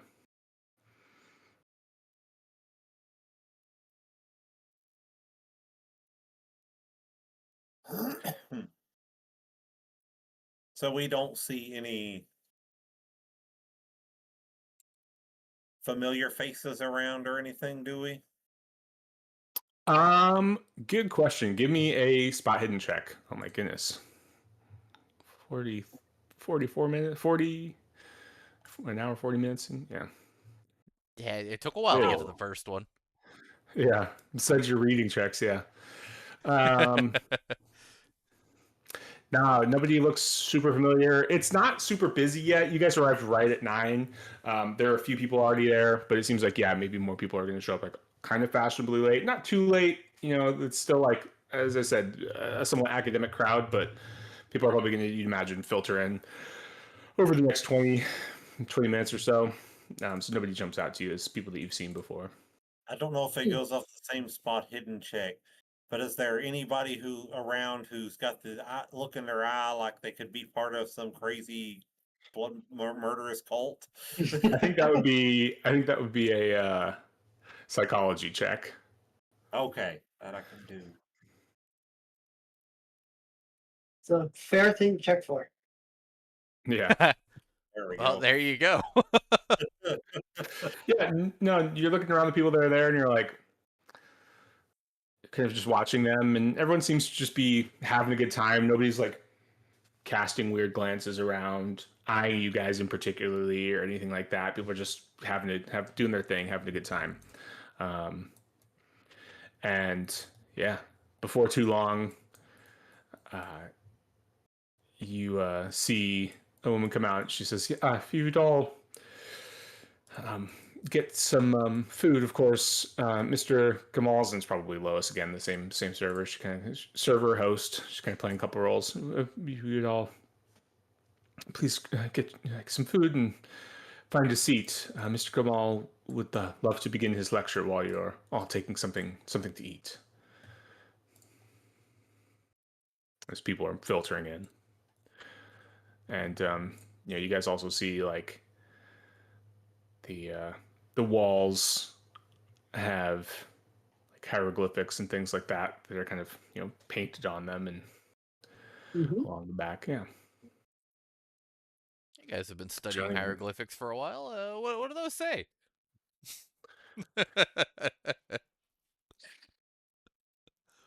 This fucking guy. Well, if I had my book, I would let you know.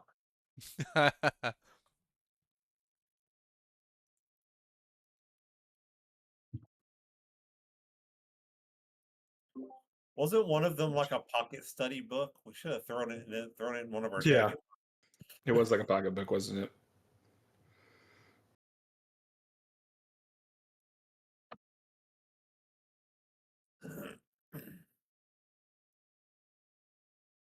Um,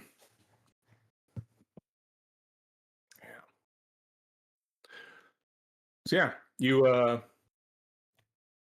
I just now realized that there's a little Statue of Liberty in the corner there. Oh, there is. Sorry, I see Mhm. guess now that we can zoom in so close. Sorry, distracted. Yeah.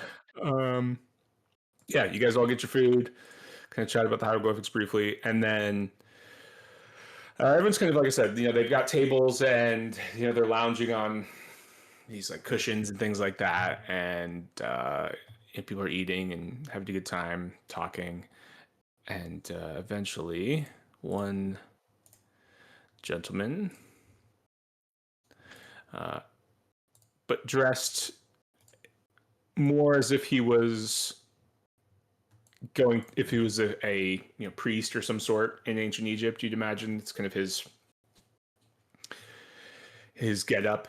He walks up and kind of stands in the center so everyone can kind of hear him, see him, and he goes, "I would like to thank you all for joining us tonight, but I want to start this lecture by telling you the story of Queen Nitocris, who ascended the throne of Egypt when her brother, my god, that is a crazy Egyptian name, Merenre Nem Nemtem Saf the second, but he says it with the perfect pronunciation because he understands How's it he say? this name. How would you guys? That's too much. I would just say Nem, that guy. Nemtem Yaf Saf the second. Uh, she ascended to the throne when her brother was murdered by political intriguers. These same traitors, they pushed her to claim the throne, thinking they could control her. And he kind of looks off, maybe almost wistfully. There is much mystery about Queen Nitocris.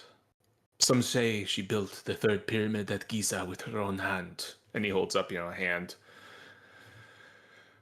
And perhaps this is a metaphor for giving the order to build it. I don't know. Some say she never existed, and others that her time on the throne was short, committing suicide after throwing a lavish banquet for her benefactors, the same ones that murdered her brother, and drowning the entire room they feasted in. And he kind of like takes a second to look around, seeing if like people feel uncomfortable at that, and like you see a few people, just changing position in their seat, like what the fuck was this guy gonna do something weird? And he goes on, and goes, "I think this is a mistranslation. The wording should have read, 'and let the river into them.' Yes, that is what I think. Meaning that they gorged on so much beer and wine that they choked." And he again kind of looks at the crowd, who, people are drinking, but not overindulging. If only we could ask young Mehetra what she saw in those days, serving at the temple and the palace, in the very days that Queen Nitocris lived. A queen who was said to be the most beautiful of all women. Please, when you have finished your food and you have gorged yourself on beer and wine, we will retire to the mummy's resting place and begin tonight's festivities. And he bows and walks out through like some double doors in the back, which you can see are like decorated to be like the entrance to a deeper chamber in a temple.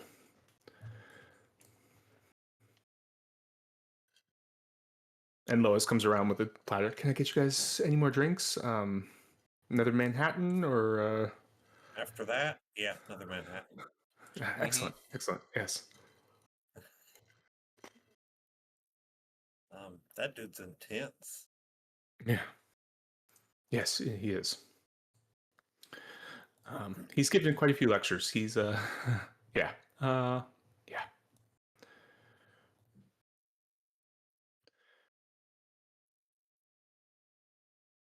I wonder if anybody around here's ever heard of Golly. Maybe that dude. Yeah. We'll be right back in 1 sec.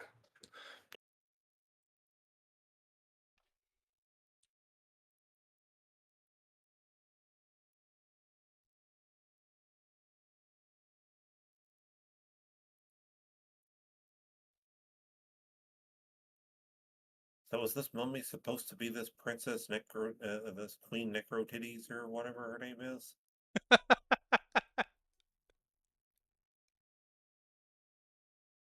Seems apt for a mummy. It does. Uh, I mean, judging by how everything's stylized, and we're all imbibing on beer and wine, I just wonder if it's maybe poisoned. But it seems like we're following in the same path. So Hmm. maybe it is. It would be thematically appropriate. Maybe Necrotitties knew Golly.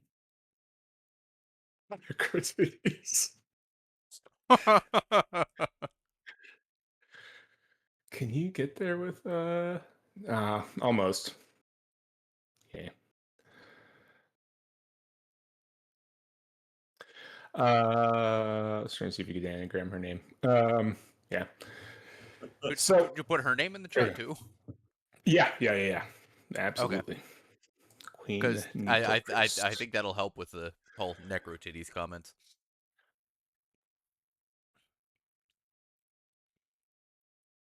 Queen Nitro Circus. That's another one that I was thinking. Yeah.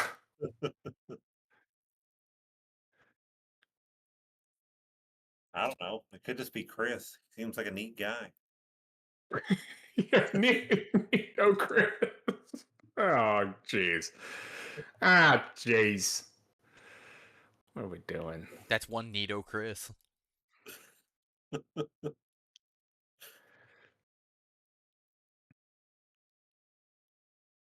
No, that's not it.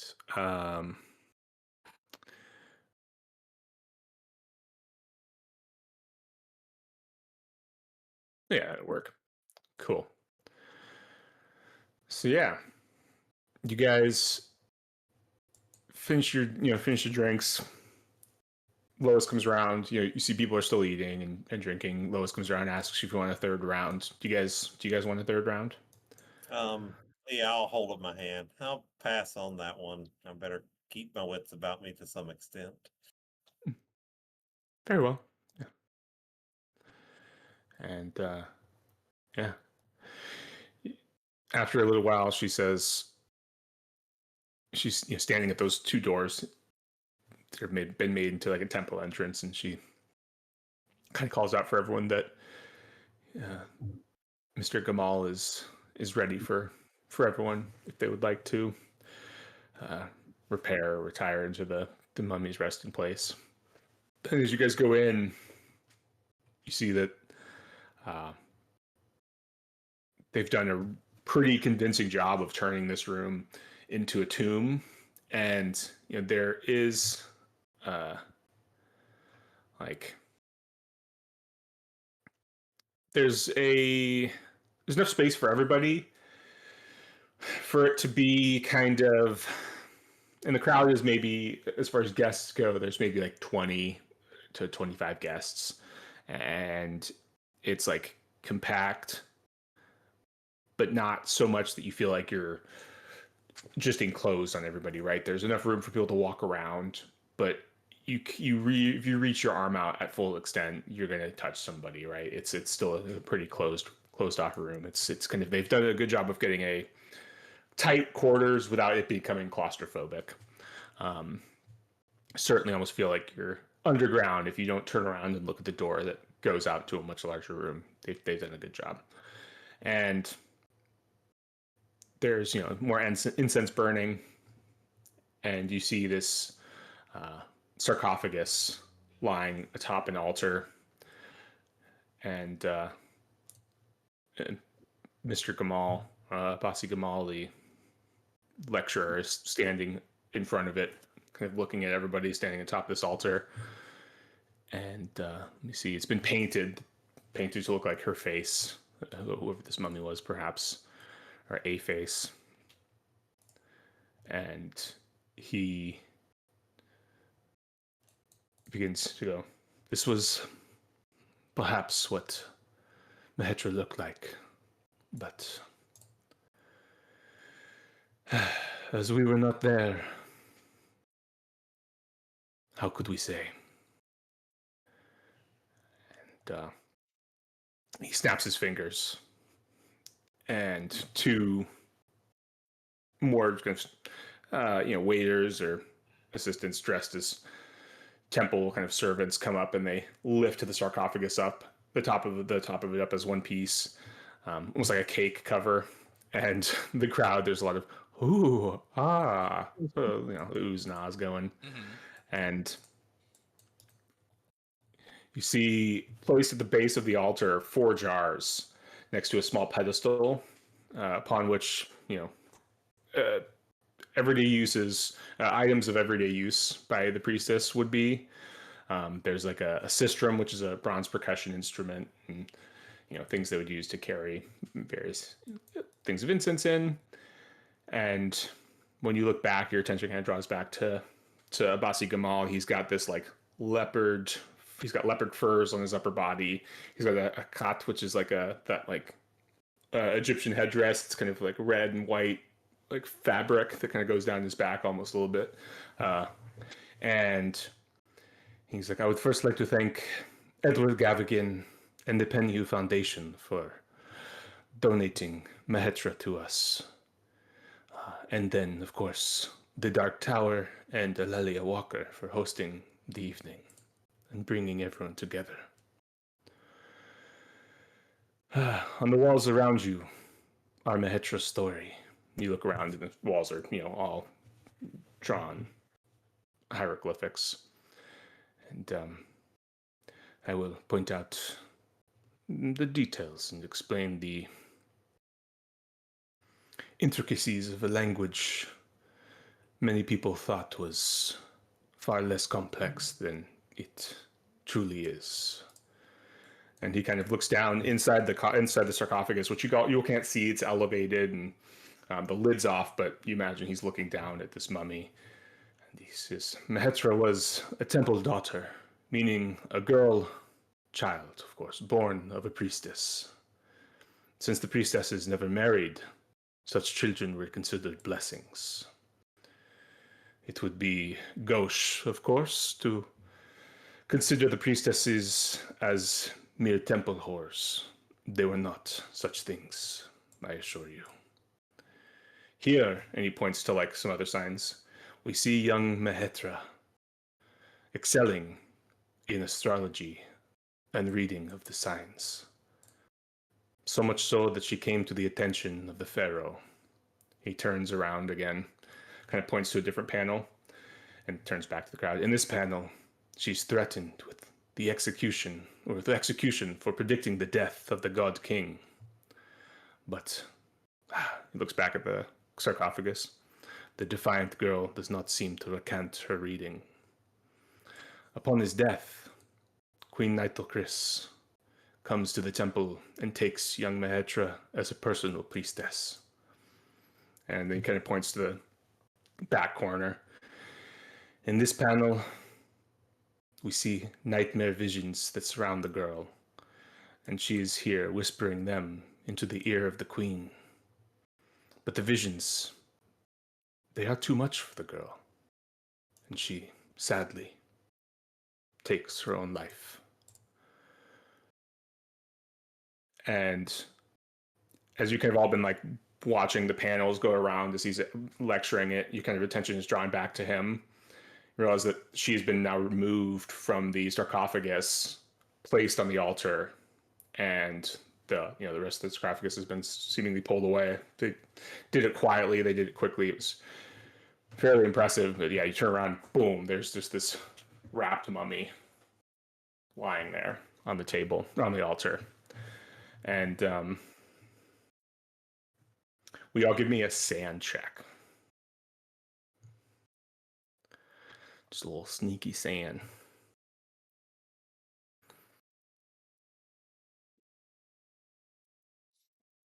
Oh, dang. Good job. Good job, all ya. Yay. Will y'all give me a listen roll? Hmm. Nope. Three fails. Three fails coming up? Maybe not. Well, 19% chance. Oh. Oh my god. Okay. Yeah. I overheard somebody fart and got distracted. Yeah, basically. Heard a moth fart in the next room. I just zoned out. You hear, you all hear the crowd kind of going, like, not the whole crowd, but a few people in the crowd go, oh, like as they turn back in shock and jump. And Yang, you hear Gamal up there kind of whispering under his breath something in Arabic, perhaps, maybe like ancient Egyptian. You're not sure. You guess maybe it's Arabic, and says "Al-Malikat Huna," as he's just kind of like looking around and whispers it seemingly to himself, maybe just kind of like out, but it's definitely not at the voice of him presenting. And you hear people in the crowd going, did you see that? No, there was a woman there standing next to him. No, she's gone now. No, it's okay. It's okay. Probably just drank too much. We must have just drank too much. And Gamal starts begin talking again. Says, I am concerned, perhaps, that the Queen sees this act of revealing Mahetra as a desecration. We must beg her permission. I ask, as a group, that we speak to Nito Chris. Please repeat this phrase with me. And I won't make you all repeat this phrase. But he says, Hamelaka Hugdola Nito Chris. I got that one. Kabuli Otanu Kamisratim Shukla. And yeah, do any of you have like? There's like not a knowledge linguistics, is there? I don't think so. No, but I do speak Arabic. Yeah, you know it's not Arabic that he's speaking. Okay. Maybe there would Uh, be enough overlap if it's regional that he might be able to determine that. He could like use his his knowledge of Arabic related languages. yeah, Shazab, why don't you give me an education roll? An education roll. Yeah, Yeah, I can do those. nice. So yeah, you're not sure what language it is. Perhaps it's like ancient Egyptian. It's interesting. There are similarities between that and what you've heard of like Hebrew. You feel like you catch some similarities between the two. Um, but he, asks the crowd to repeat the phrase. Do you guys repeat the phrase along with the rest of the crowd? Um, I'll mouth the phrase. Okay. Yeah, Yeah. I won't say the phrase. I'll do the same as Yang and just mouth it. Okay. Yeah, no. I know enough to not repeat a phrase that I don't know. Yeah. And eventually, like they repeat it 7 times. He goes back and back and back on this phrase. And after a while, a breeze seems to flow in from the edges of the room, like 4 different directions at once, and kind of create like this little swirling. And it's gentle. It's not super like a rush, but there's just like this little breeze. And you notice that some of the bandaging on the mummy begins to loosen just a little bit. And you see Gamal smile. He goes, an invitation to begin. Well done. We have pleased the queen. Is there And kind of oh, a go ahead. check I can make to where I feel like this is staged or not? Yeah. Ooh, what do you think? Well, what do you think would be good for that? Uh, I'm into that. I mean, spot hidden would be possible if I spot something like that would be causing it to be fabricated. Maybe Yeah. psychology check. Maybe.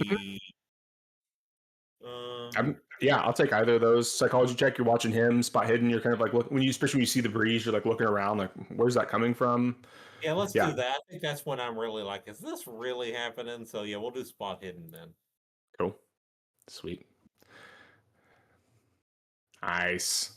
Yeah, you look around and yeah, I mean, maybe they rigged something up, but you don't see anything. You don't see like clear vents that would cause it.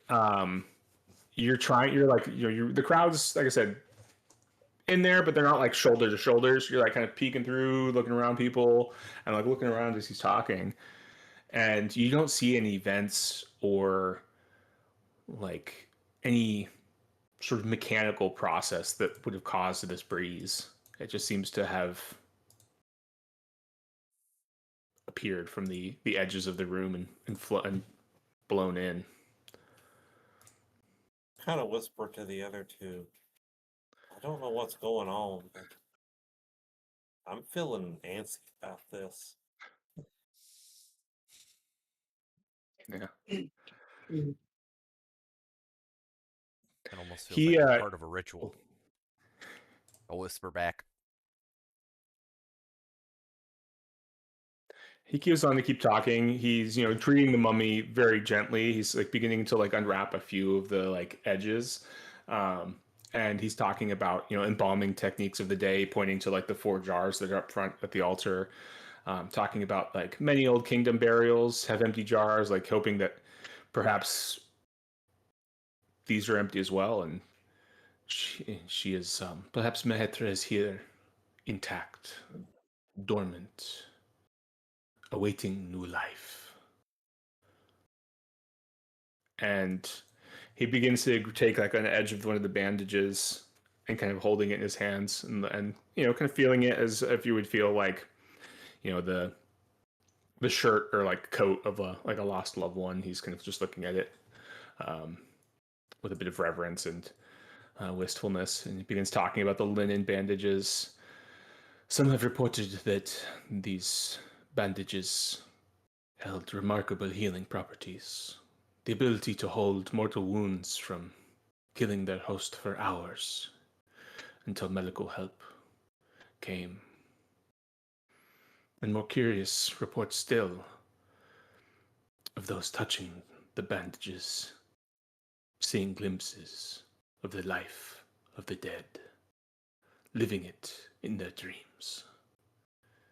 Please, come close. Take a loose bandage, pass it over. Touch Mehetra. See if you get a glimpse. And then, he kind of passes the edge to somebody standing close, picks up this like thin wooden slide to kind of push up like the edge of her body, and begins like kind of almost like seesawing her side to side to allow them to like slowly unwrap the mummy. You guys getting close to help take part in the unwrapping? Are you guys going to stand back and continue to watch?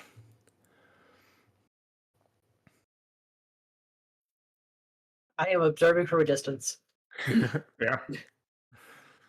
Cool. I will also be observing from a distance, but I also kind of feel like Yang should go up and touch the bandage.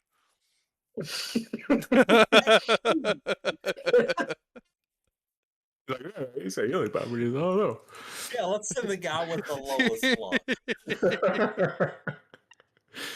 Yeah, but if it's something crazy, you at least have more experience with it. Listen, if I'm touching the bandage, I feel like, damn it.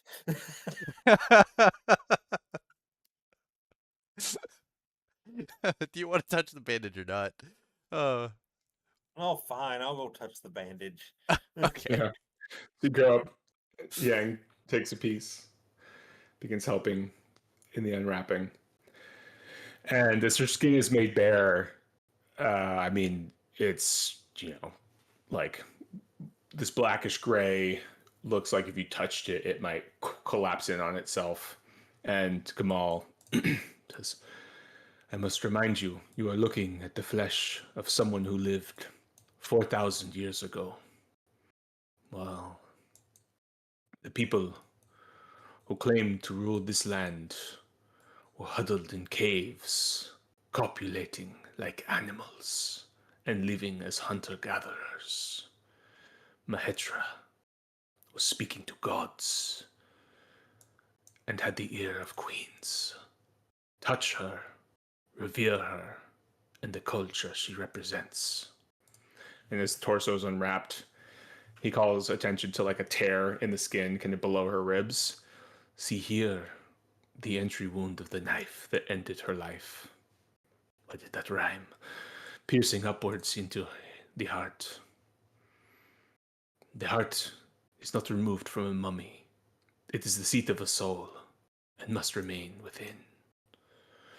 And it kind of culminates down to where I guess I pointed at her face, but it culminates with the revealing of her face. And it's like dry and brittle. And Yang, as the flesh and bone becomes obvious, as the left cheek and jaw collapse, and there's this small cloud of dust. will you will you give me will you give me a luck roll? Son of a bitch. Yeah, yeah, there it is.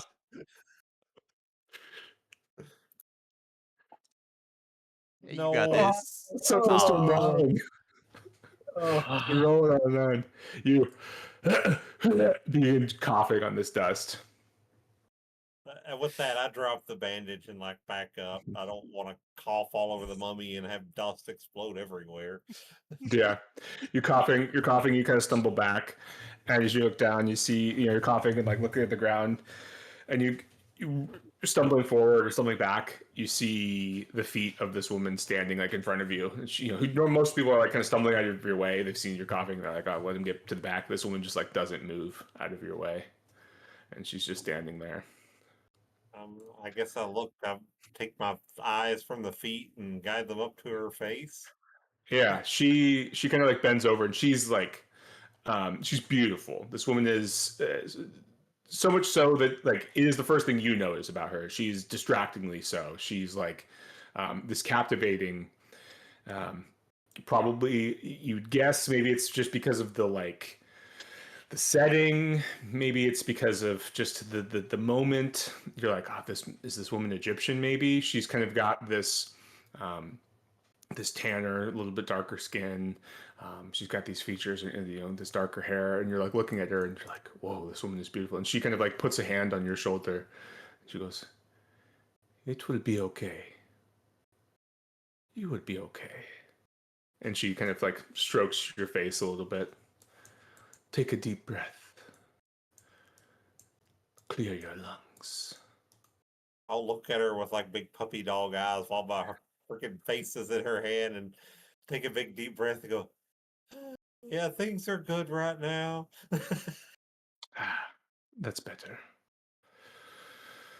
Now, look. I think they're almost done with her. She kind of gestures back towards the mummy at the front. I'll follow her hand and look back that way. Yeah. And you turn and look, kind of turn back and look at her. She's gone. Disappeared into the crowd. God damn it. And Gamal, he's got some of the wrappings. And he's like, the wrappings are kind of being taken off and handed away to, workers. And they're kind of like cutting them up into like small pieces. And he goes, I invite you before you leave tonight to take a piece of the wrappings as a souvenir. And you may stay in here and get a close look at Mahetra. That is the end of my lecture, but I am pleased or happy to answer questions you might have. I will be around for some time. I believe also Miss Walker has hired a priestess, an artist, very different, depending on the church you come from, an artist to paint the um, image of Mahetra, and that will be on auction tonight.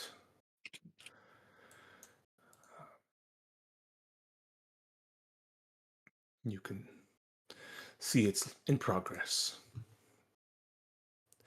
And he gestures over to a corner where there's a woman painting. And yeah, with that, he kind of retires to a little like seating cushion.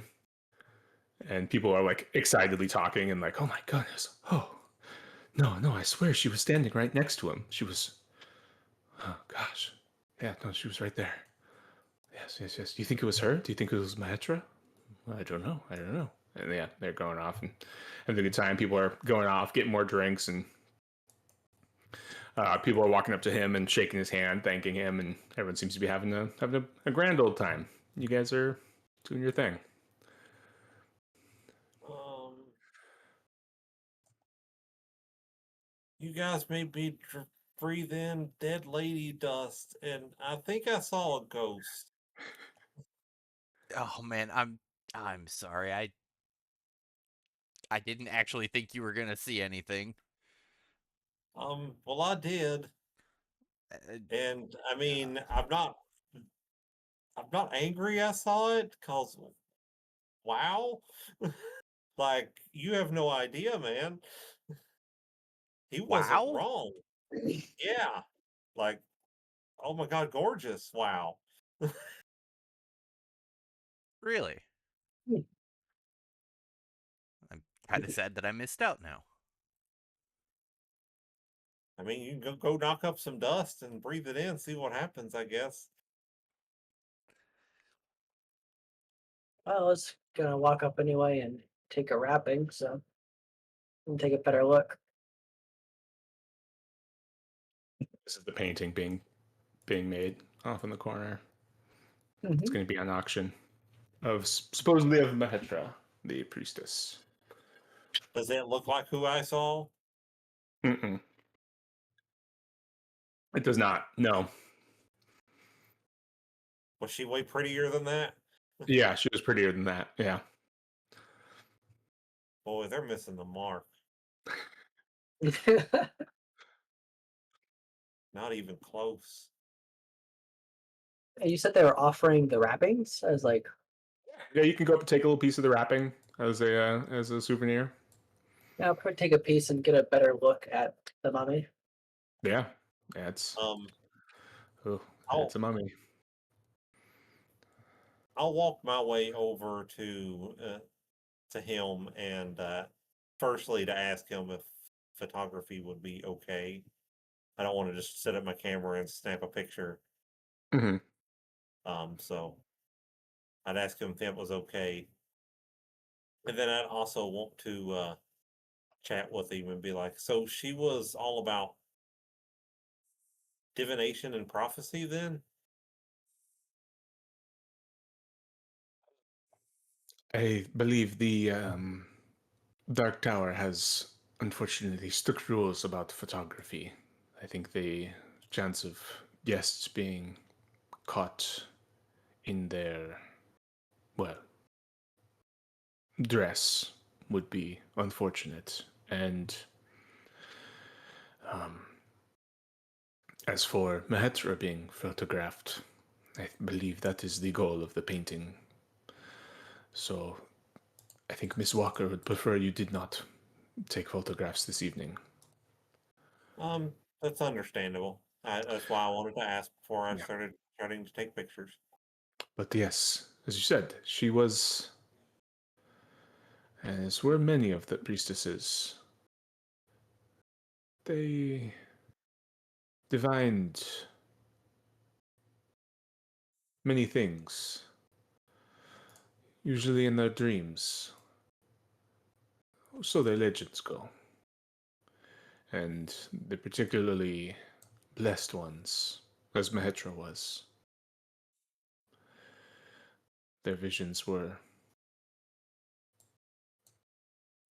more detailed or true. And she was punished for it. That is sad to hear. So, was there Yeah. any overlap between the priests, priestesses, and this ability and sphinxes? Because weren't they like answerers of mysteries as well? It's an interesting question. I suppose the Sphinx was always there watching over. It's a Giza, right? The Great Sphinx. Is it? Is it Giza or is it? Yeah, maybe not. Um, let's see. Yeah, of Giza, Great Sphinx of Yep. Giza. Yeah, the Sphinx at Giza was already built before Mahetra's time, but I have no doubt those who were blessed as it was being constructed could see. Why do you ask? A Oh, fan of sphinxes. just an interest. I find them fascinating. Um, and speaking of the Sphinx of Giza, I don't know where I heard it or read it, but I read a sphinx named something about a sphinx named Golly at some point. Gollee. At least that's how they spelled it out in English. Um, Hmm. was that the Sphinx of Giza's name, or do sphinxes have names? Or No, I am not familiar with Gali, but there are stories of the Sphinx that go too much older and darker times than Mahetra and Queen Nitocris, and even the gods that they worshipped. really, the Sphinx predates the Egyptian gods? So some of the stories go. But as I said in my lecture, it was many thousands of years ago, so stories, we get what we can from them. Fascinating. Would you know a good place for me to go to study up more on some of this stuff? I do really find it intriguing, and this Ah, was a very enlightening night. of course. I mean, uh, the museum in Cairo is a place of great knowledge. And what treasures of our past that haven't been stolen by, well, the British. Many of them still remain in Cairo. Yeah, being from China, well, we know a thing or two about that too. Hmm.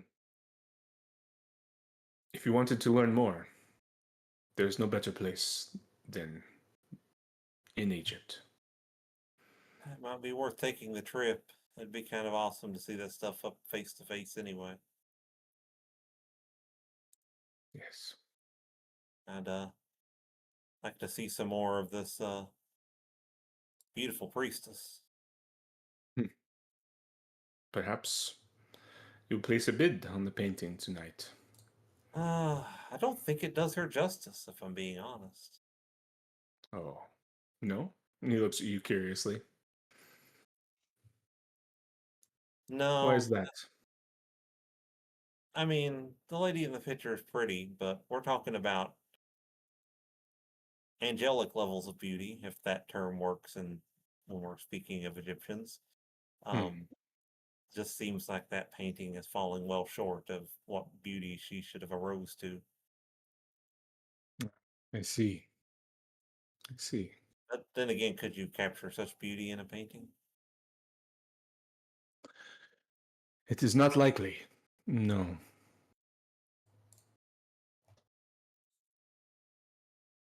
Um, would you ever be open to speaking more about this stuff? Certainly. I could do And that.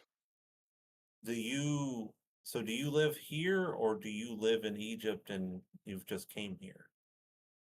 I've been here for several months working and giving lectures, and I will probably be here for a few more years.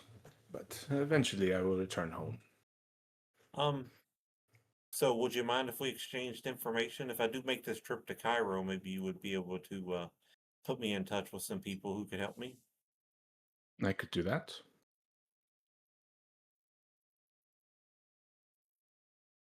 I'll God, does my business card do me much good? It's all in Mandarin. You guys get business cards that lead you back to the lawyer, to Carlton Ramsey. Yeah, Oh yeah. we were given those. Yep. Yes, I'll say I, for the current time, instead of giving you one of my own business cards, so you're welcome to one if you want. This would be the best place to contact to get in touch with me. Um, would you have a card you could exchange with me? And he looks around to like his very limited like clothing. I don't currently, but I'll reach in my pocket and pull out my notepad that I'm sure I have in there yeah, and flip it open. I can jot it down here if you wanted to say it off to me. certainly. Yeah, he gives you like a phone number and an address you can send him things. Okay. Awesome. Really appreciated this. The whole night's been amazing. I'm gonna go wander around a little more before I take my leave. Yeah, yeah. Bids you farewell, and you can turn around and see. Yeah, the atmosphere of the party is like kind of taking on a much more like relaxed and almost like kind of sensual tone.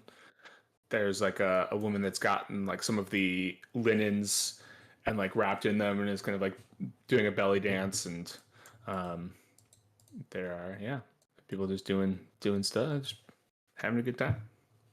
What are Shazad and Robert doing?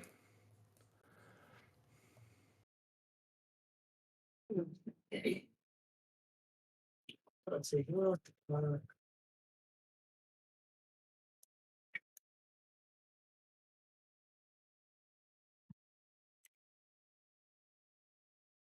I think I'm gonna look around a little bit and see if I could see if there was any source to like that sudden breeze that came in. Like if there's anything that could explain it. I like it.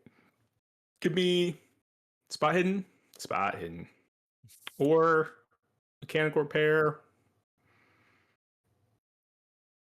Spot hidden would unfortunately be better. Cool. Not by much. Oops. Hey, You know, There you Nice. go. sometimes you go for the worst skill just to get the chance of Just to advancement get, later. just to get a that's chance to check it true. out. Yeah. That's Yeah. true. Yeah. You go around, you're looking, and taking more time to like really look closely in these corners. You don't see anything that really would have caused that sort of breeze. Like maybe, yeah, no, nothing in the corners. Yeah, nothing around the room itself. Not even just within the corners. Nothing Yeah, like on the walls or yeah. kind of wrap around back to Shazad. Um, remember that breeze that happened after like all the chanting?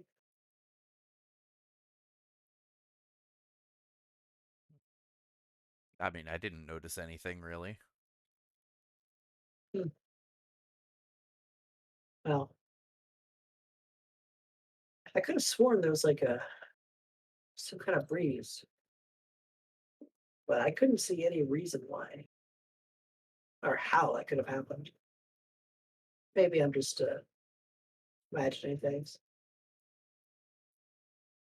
There were no If cleverly you ain't have hidden vents.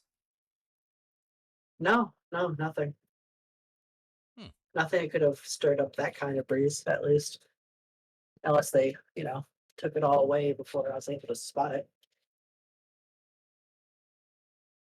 if you ain't walked up while they were back up while they were having this conversation, you Yeah. pop up and say, "I was looking as close as I could when all that wind was happening. I didn't see anything then either." Hmm. Fun. So, But unexplained breeze, and as you say, ghost. Gorgeous ghost of that. very, Did she look like a modern, or would she seem irregular for the people here? I mean, she looked very much Egyptian, didn't she? I think that was the case. What do you think? Yeah. I did I overhear any of the crowd talking about seeing someone? Maybe a little bit afterwards. Yeah. Okay. Well, I also remember hearing some audience members mentioning about spotting a woman. Maybe that's the same woman. They Mm, also seemed kind of disbelieving it. Did any of them talk about what she looked like? Uh, I don't assume so. Question mark. Not massively. I might have said she was beautiful, but you maybe heard that. Um, no, no real descriptions really. Just they, a lot of them kind of said that they swore they saw a woman, and then she was gone. Kind of ghostly. Sounds ghostly at least. It does. Could you point one of those people out? I'd like to go over and ask them. Was I able to pinpoint a specific person, or could I check to see if I could re Yeah, give me a listen check or spot hidden check just to see if you can pick them out in the crowd. Spot hidden's fine. spot him? Nice. 10. Ooh, Yeah, Yeah. you see a guy. yeah. You see a guy and you recognize him as like one of the people that was in that was at Jackson's funeral. It's a gentleman. He's Oh, yeah. Like uh, mm, I want to say he's like in his 20s or 30s. Kind of serious looking, but like an academic type. Uh, yeah, African American gentleman. I feel like yeah, he was in his 20s or 30s. Yeah. I'll point out like that man right there. He looks familiar. Yeah, he does. We should go up and talk to him for sure. Yeah, let's go see what he has to say.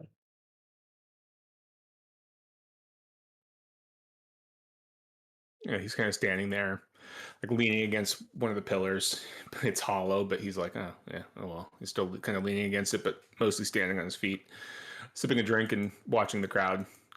He's got the same thing, just like a sick skirt thing on, no top, um, and you can tell he's a little uncomfortable with like how he's dressed, but he's just kind of dealing with it, fitting the role.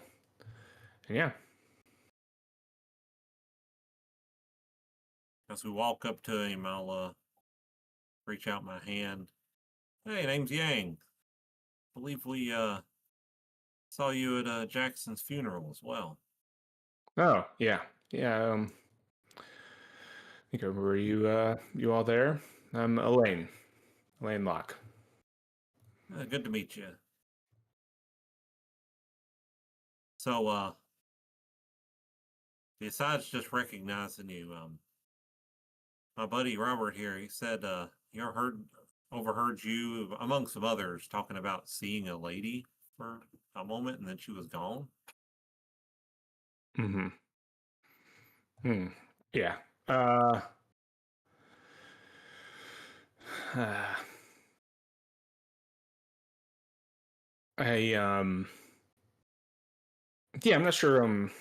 You can tell he's kind of chewing on it, thinking about it, and I guess he's like in his 40s. He's like, I don't know, man. I think if I'm honest with you, I think something in the incense they were burning made me feel a little funny in the head. So I don't know what I saw. Well, just out of curiosity, I was wondering if whatever you saw, could you give a description to what she looked like? Um, yeah, I don't know. I think she was maybe Egyptian or I don't know, somewhere in the region. Stunning, but she was standing next to Mr. Gamal there and looking down in the into the at the mummy, almost like a I don't know, almost like you'd look at a child or a pet or something, as if love but pity. maybe. Hmm. I don't know. I couldn't quite figure it out. Did she look anything like that painting that was being painted? No, she didn't. Okay, because I thought I saw a lady too, not the same time you did, but she didn't match that painting either. So I was just kind of curious. Yeah, no. But I mean, it was just a second, and then yeah, I kind of looked around, see if anybody else had seen it. When I looked back, she was gone. But like I said, I think it was just me seeing things. Like you said, it could be something to do with that incense. It was pretty heavy when we came in. Yeah. So anyway, how'd you know Jax? Um. Well, we used to get drinks together and talk when he would be in town. Uh, he's an author, and I am too. But yeah, I don't write the same sorts of books he does. But he's he's an interesting character, traveling the world and seeing the things he saw. I was always hoping one day he'd settle down and get a chance to share his experiences in a different format. But oh well, I guess not. Yeah, I hate the way things turned down. I don't know if there was any settle down in Jackson though. No, not likely. It's probably not the way he would have wanted to go out, but the way he was always destined to. Yeah, running in circles like that. Sure. Yeah. So what kind of stuff do you write? Oh, it's a lot less fantastical, I'd say. And he goes on to talk about like kind of he writes about oh gosh, I don't know, the basically civil rights, the social kind of structure of the U.S. kind of leads you into this whole discussion of the current setup of America and in a post Civil War America and all sorts of things. Yeah, you ain't just listening to that going, wow. You don't know all that when you're in China. No, he says no. I imagine not, but I put the real sinking pit in your gut. yeah, uh, it's yeah. I get in a lot of discussions with some of my friends about disagreements, but those are, I guess it's philosophy in a way. He kind of comes to it. It's thoughts on the way things are and the way things could or should be. No, I like it. You keep fighting the good fight. He shakes your hand. So I'm gonna step outside. I think this incense is getting to me. He kind of puts his drink down, and you see him stumble a little bit outside. So what he did describe of this person he saw, did it mirror what I was describing? Yeah, it seemed to match kind of what you're describing. Yeah. I don't know if it makes it better that it's not just me or worse.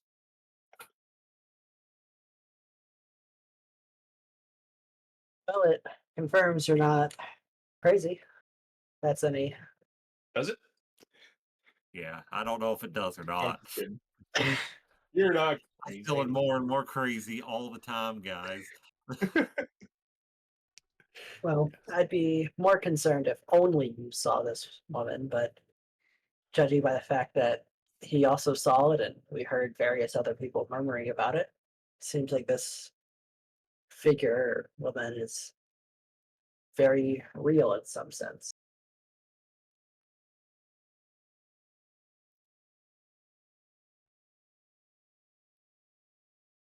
Anything else you guys want to do while you're at the party? I think I'm all tapped out. Shazad would have at some point just kind of like wandered up to look at the mummy again, Mm-hmm. Yeah. like get close, but not like breathing dust close. He will also apologize to Yang again. Yeah. Yeah. Yeah, it's like it's not all bad, dude. She really was that pretty. Yeah. And she touched my Uh, face. Don't tell my wife.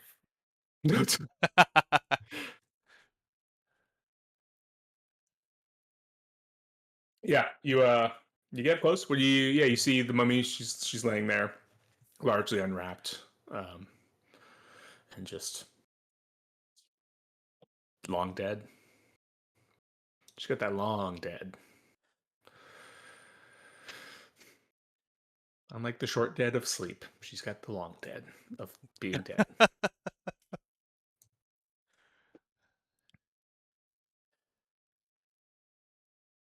Can I ask a question about the Mhm. mummy? Are there any notable features about her that is irregular for what you'd Yeah, expect? that's kind of what I was gonna look for, but So you're like, thinking too? Like a third leg or extra finger. there's yeah, there's something that like immediately jumps out like crazy, like a third leg or a tentacle that's like a mummified tentacle sticking out of her like arm or back or something like that. It's Um, just got a tail. yeah, yeah, exactly. A spiked tail, yeah, like a double horn fork tail. Um, yeah, why don't you give me a medicine or medicine, natural world, science, biology? I'll take any of those three. You both can roll it. Yeah. what about history or archaeology?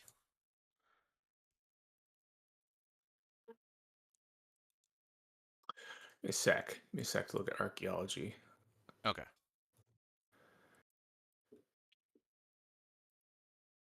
Archaeology. I was hoping to click on it Artifacts and plus dragging on it. cultures. Yeah. It's got the you click on the little red information that should give you the Ah, description of yeah, the skill. that would probably be it.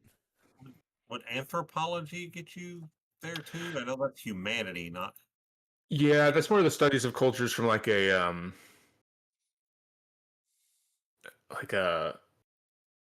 an interaction yeah, like a perspective. social level. Yeah. Yeah. I think archaeology. I mean, I only have a 2% chance to pass game, so like, Yeah, it's just a shot in the dark. But it's just history, a I have a shot in the six dark. percent chance. So like, So probably not history. Archaeology.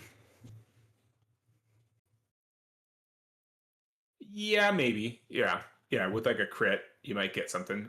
Extreme success. So the other ones I mentioned, yeah.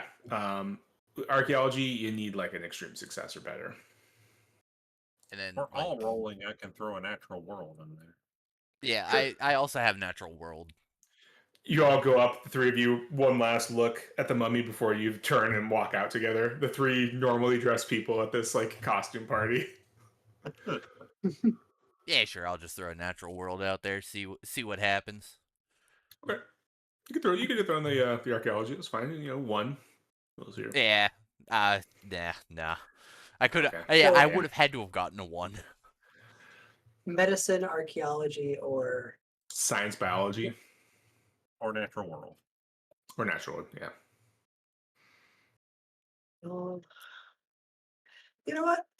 Maybe this will be the time I can use my medicine. Oh, It won't be, but oof. Yeah, almost. Yeah, you guys look at it and look at the mummy, and no, it's you're not sure, but yeah, looks like a mummy.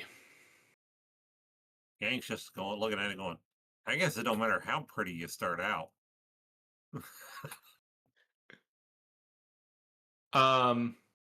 Shazad, will you Yes. give me Maybe.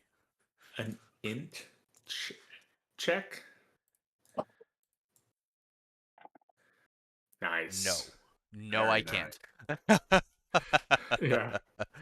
Knowing what you know of your friend T, or Thee, and her not having been able to come to the mummy and wrapping party, that painting would be an awful nice gift for her. But it depends on you winning a silent auction for it. Also, it depends on you wanting to give her a gift. So that's that. That's I that mean, too. I do think that it would be nice for her because I mean, she likes that sort of thing. So yeah, I'd put money on it. Okay. You want to give me a credit rating roll? Oh no, I'm notoriously good at those. Yeah. The guy was the highest I'm credit rating. It's the worst at rolling notoriously them. good at those. It Oh, strikes you're again. notoriously good at those. I told you, I'm notoriously good at those. Now I want to put it in. worst plan ever. Sure. Yeah. Why does everybody give me a credit rating roll? If you've got like under a 60, I think you need a hard success to win this. But yeah, but you can all roll it. Yeah. Oh shit, 19. Oh, Your rating's what? Well, Oh, senior hard. Yeah. So Yang, I mean, it's 4 luck to get you to a hard if you really wanted to spend that luck. do we? Robert needs 40 luck. Is this is this pulling money out of my assets? Because I don't think No, I have no, any. it's not gonna pull money out of your assets. It's gonna be like Fine, then I'll spend 4 luck to get we'll these. say between you and Shazad, you guys have enough spending. You guys have enough cash in your spending money to like get there. You'll be fine. It was just to kind of pass the credit rating roll to win in this instance, to win the bid. Yeah. Oh, I'm doing it the wrong way. I do it here. I'm never gonna pass a credit rating check. No, it's so crazy. Ever. First. Ugh. I Yeah. damn near get the hard success with my 30. That's so hilarious. So surprisingly, the guy who was like, I actually don't like that painting. I think that's kind of not good, is the one who wins it. And you see across the room, Basi Kamal is like, okay, I guess that is what you wanted. And yeah, you take the painting, and it's big painting. They wrap it up for you, and you get that like big, heavy like brown paper that they wrap it in, and like butcher paper almost, and you got this big painting that you take back, and yeah, head back to the hotel. There's this It painting is not of the priestess. like 2 o'clock in the morning.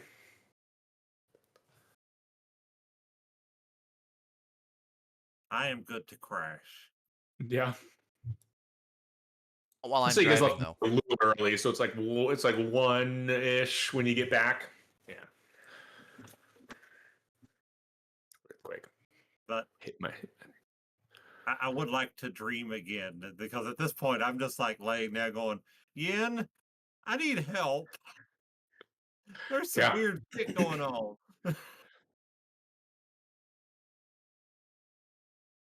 cool. Yeah, give me your dreaming check.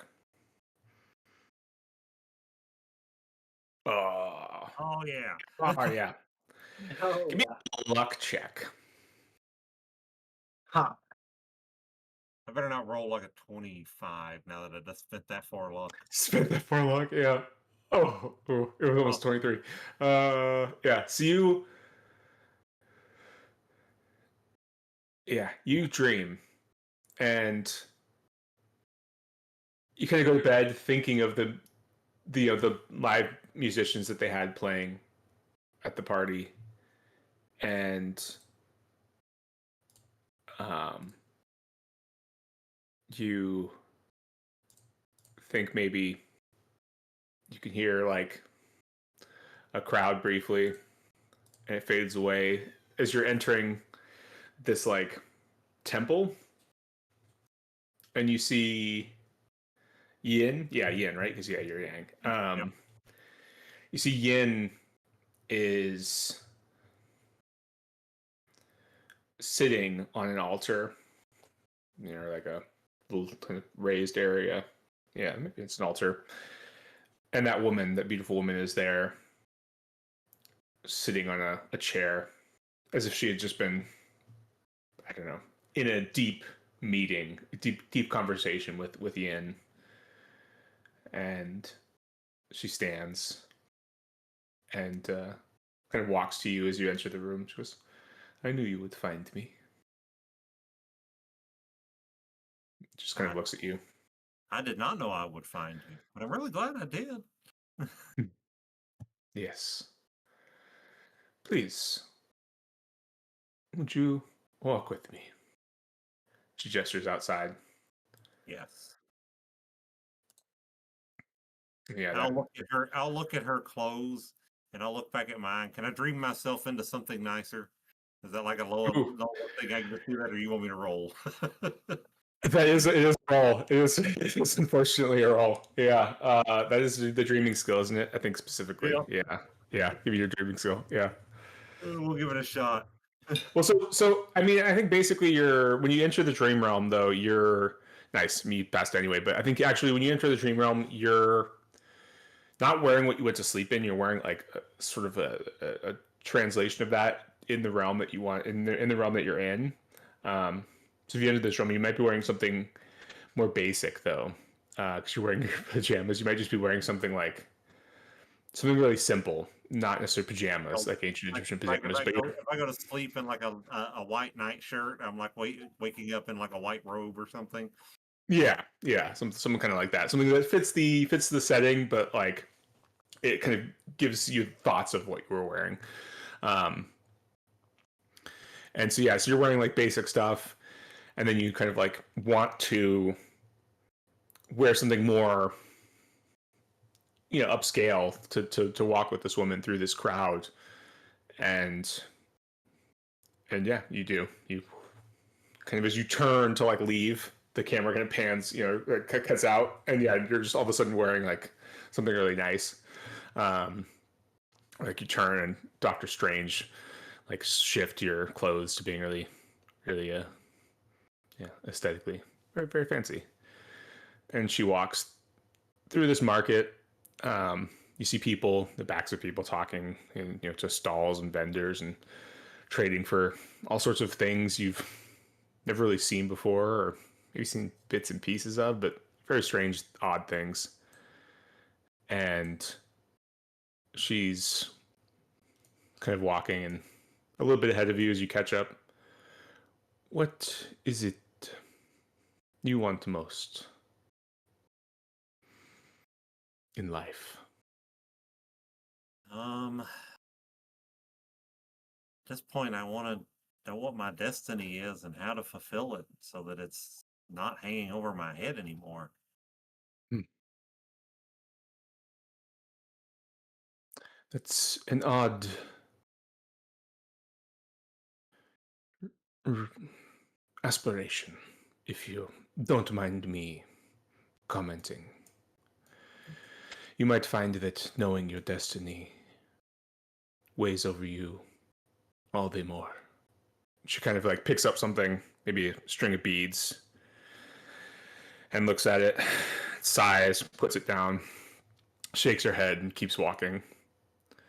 It is like the weight of all your people dragging you deep, deep underground. A destiny, a path that has been written. I think it is better to not know and to find out. Well, from what I understand, you know a thing or two about destinies, so maybe I should take your advice on that one.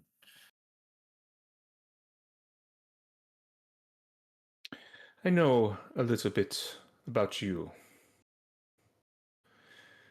Mr. Yang, as well. Yes. And perhaps a touch. There's a little Pirates of the Caribbean, a touch of destiny. A touch of destiny would do you good, in fact.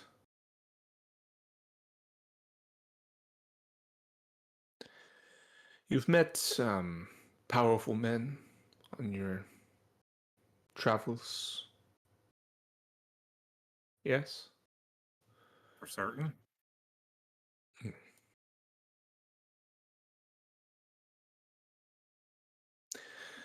I think that perhaps in your future there is one, and he fights or wages a silent war with his counterpart.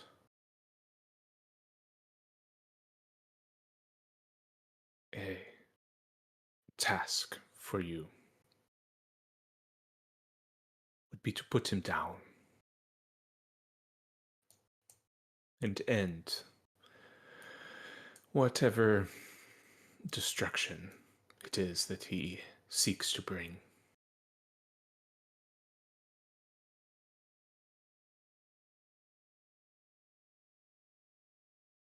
She grabs something else. This time it's almost like a crown.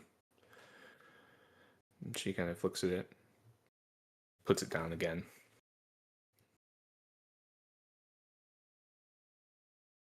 Well, I mean, certainly like to avoid destruction. The myths we're hearing, we've been reading about potentially some widespread destruction. I don't know if that's the level of destruction they're talking about, but have a child in this world. I'd be happy to be able to stop that. Yes. I think if you were to do this for me, I could make sure that your child was looked after. That would be that would be great. Where would I go to find this man? Hmm. Across the ocean, in a land of smoke and smog. His people, they choke the very air that they breathe, and they call it progress.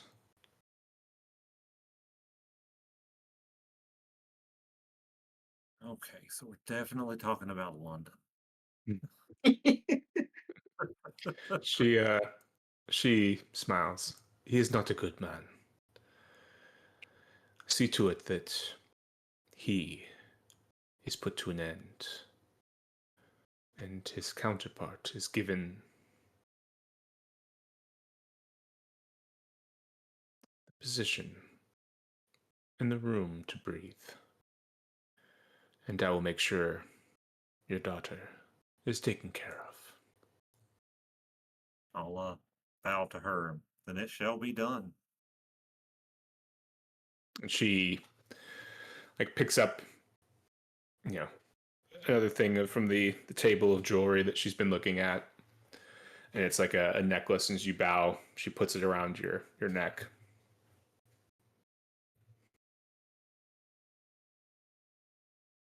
I'll stand back up and kind of look down at it. Yeah. You look down. It's just a simple gold chain, but kind of long, as if it should have something hanging from it. Like it hangs down to the lower part of your sternum, as if it should contain or should be holding something. But right now, it's just a long golden chain. And she looks at it and looks at you. She goes, "Until we meet again." I look forward to it. And she kind of like almost just pushes you backwards, and you just like that, the what they call it, the bump or the jump in Inception. You like just drop back Oh and just yeah. wake up, and it's the morning. Yeah. And will you give me your con check? You got 2 bonus die, one for your medical care, one for being in a good situation. Okay. And this is gonna be hard. We decided, right? Ooh. Hard, yeah. Look for a hard success. Hmm? Yes. Hey, nice. Damn. Straight success. Yeah. So So you get 1 HP back, and you get, I want to say it's 1d4. I think that's what we had said. Yeah. Yeah, a d4. So one just Hey. for the day, and a d4. Do the 3. other two You, of us get I'm at one? half health. you all get 1 as well. Yeah, Awesome. yeah. So it's the necklace on. It is. Yeah, you have this golden necklace around your neck. Yeah. So I'll just sit up in the bed and I'm just holding the necklace in my hands. Going, well, that one was real. Definitely real.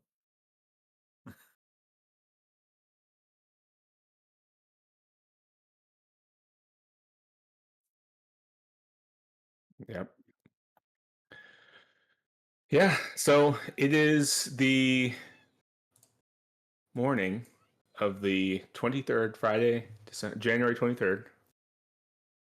What are y'all gonna do? Tonight's the eclipse, right? That's tomorrow. That's Saturday. Tomorrow.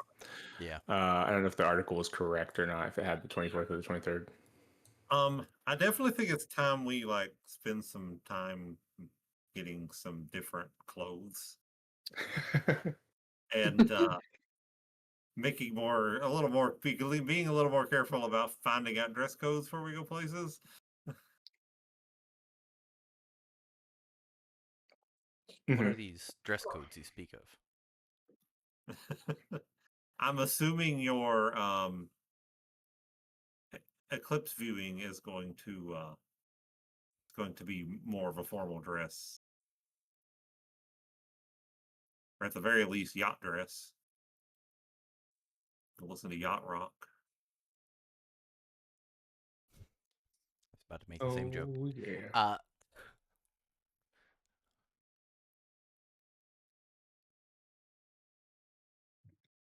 I mean, it probably is. It's also early in the morning.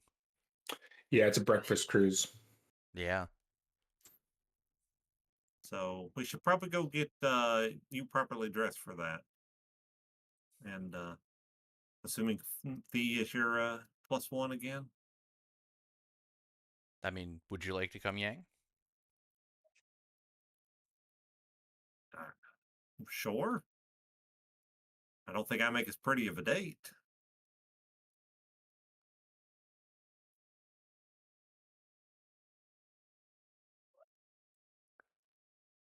But otherwise, yeah, I'd be happy to go. Yeah. As you guys wake up, go get clothing. Um, you've got this day, you've got Friday to kind of do stuff. I will also remind you, you had some like African importers you were going to look into. And I'll let you kind of figure out what you want to do with your Friday. I'm going to go feed my cat real quick because he is meowing at my door. All right. Button. There it is. There we go. What's our game plan? I mean, I could take at least one person, and I don't know. Yang hasn't been there yet, so I don't know. Would Robert want to go along? I'm not sure, or if he would rather check out one of the import businesses. Um, I don't think Robert would really want to go anywhere by himself. Well, we've I got mean, you could take today T if we with want to you. do import businesses. Oh, right, Yeah. we're going today. Yeah. Yeah, honestly, go to the port and um, God, what were the names of the companies we were checking out? Cafe Freak. Oh man, gonna be back No, we're quite not gonna far. ever remember. Although, Yeah. question, we went to the Cafe port Freak, Mountain. initially. What? We went to the port initially to get these names, but I mean, what? How are we Well, gonna? How are these we? weren't at the port. I don't think. I think they were around town. No. Yeah. We got these. Yeah, right. We got the information from the ports, but were we going to check the imports from these companies or go to the actual locations for the ones in town? I mean, go to them, I think check we them were going to the out. location because, like, I think at least one of them dealt in like tea and stuff. So we were going to go have tea, and I Yeah. don't know. I think we're just going to scope the places out. Yeah. Cafe Freak was in Queens. Mountain Tea was in Brooklyn, and the Juju House is in Harlem. Okay, so yeah, they were all tea And houses it was that get Cafe imported tea. Freak that was dealing in the kind of shady stuff, if I remember correctly. Yeah, so it's like the most important one to go check out. Yeah. But we Mhm. went to Emerson Imports to Yeah. check on to check to see if Jackson had anything imported. And that's what I Mhm. think that's where we got all our information. Yes. Yes. All right. I gotta remember the the name of the fucking locations. Or well, they're not all restaurants, but two of them are. No, you scroll up quite far and they're all Oh, I'm just going to my notes because I know I wrote them down, but yeah, they were a little bit. It was a little bit ago. Ah, here we go. Cafe, Cafrique, um, Juju House. Was that in New York, or was that the one Yeah. that was way out? Okay. They're all in New York. Juju it House is in Harlem. Cafe Afrique is in Queens. It's in Jamaica. Yeah, so it's like outer Queens. I'm pretty sure. And what was the last one? Oh gosh. Kristen and Hardcastle is all I have for a Yeah, T. yeah, Kristen Hardcastle. Mountain Tea. Mountain Tea, thank you. That's in the That's it. That Bronx. one that one's Brooklyn. in Brooklyn. Brooklyn, Yeah. thank you. Yeah. Okay. Mr. Um, Speedboat Man. FAF Freak's probably the most important one to check out, but Juju House would be the most nearby. Yeah.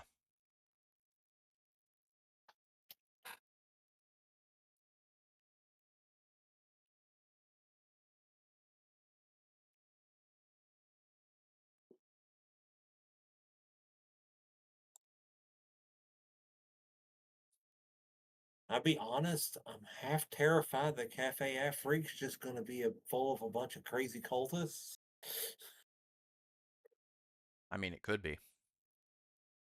oh, we'll just make note to fucking dodge wherever, whatever like table we sit out will be right by the door.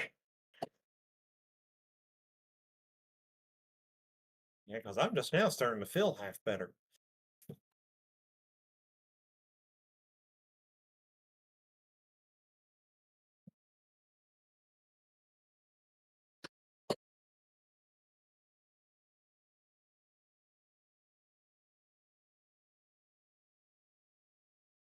Well, should we take a vote? I think we can leave Mountain Tea out for right now. Maybe we do Cafe Afrique Juju House. Yeah, let's do those today. Yeah, that sounds like a good idea. Well,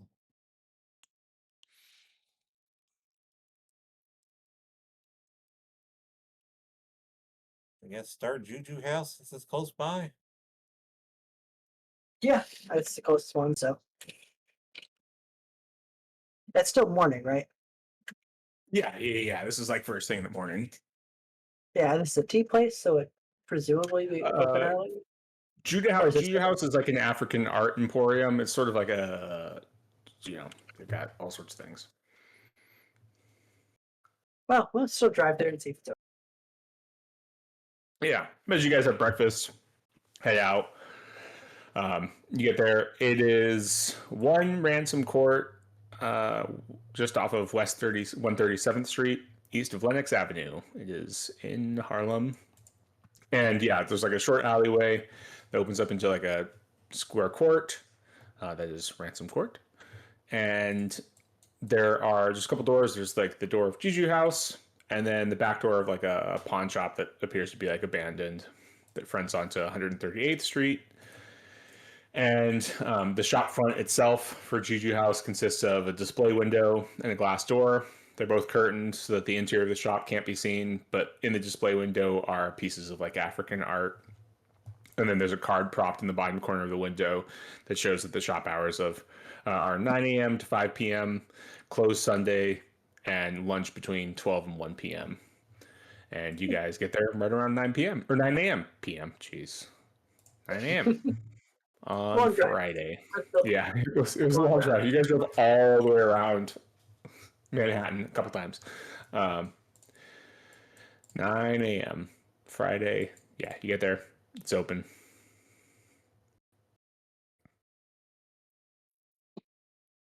All right. Yeah.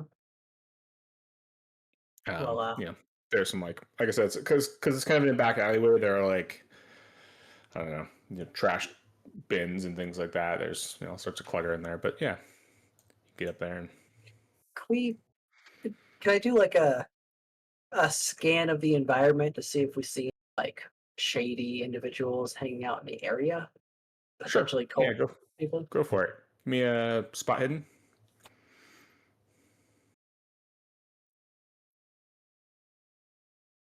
I would I mean, know.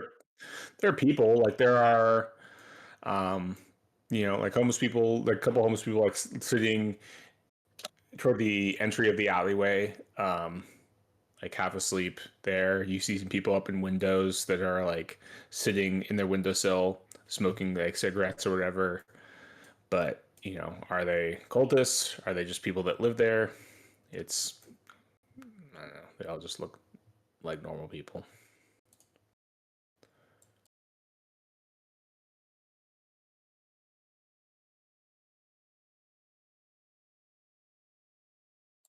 I guess we get up to the door. I'll open up the door, look at Shazad, and go, "After you, boss." All right, I'll go in. Okay. Yeah. Let's see. So yeah, you go in. The shop itself, it's dirty, dusty, kind of piled with like African tribal artifacts, bric-a-brac. There's like devil masks, leather-headed drums, stuffed draft models of drafts, carved wildebeests, dull hand weapons, typically clearly intended for display purposes only, ivory warthogs, so on. Behind a cluttered waist-high glass cabinet, which acts as a counter, stands a shriveled old African man wrapped in a red blanket, which you guys can give me an anthropology check on if you'd like.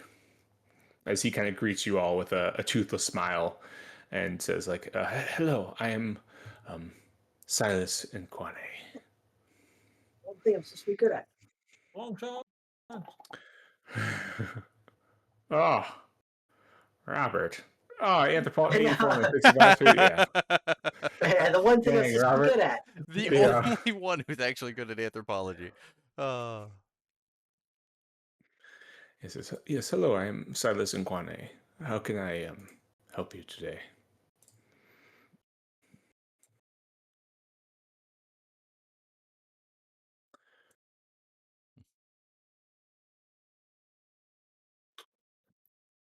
Is Oh, there we're anything just in particular yeah. you're looking for?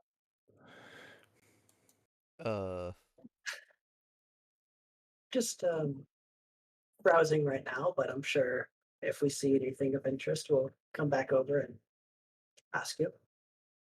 Hmm.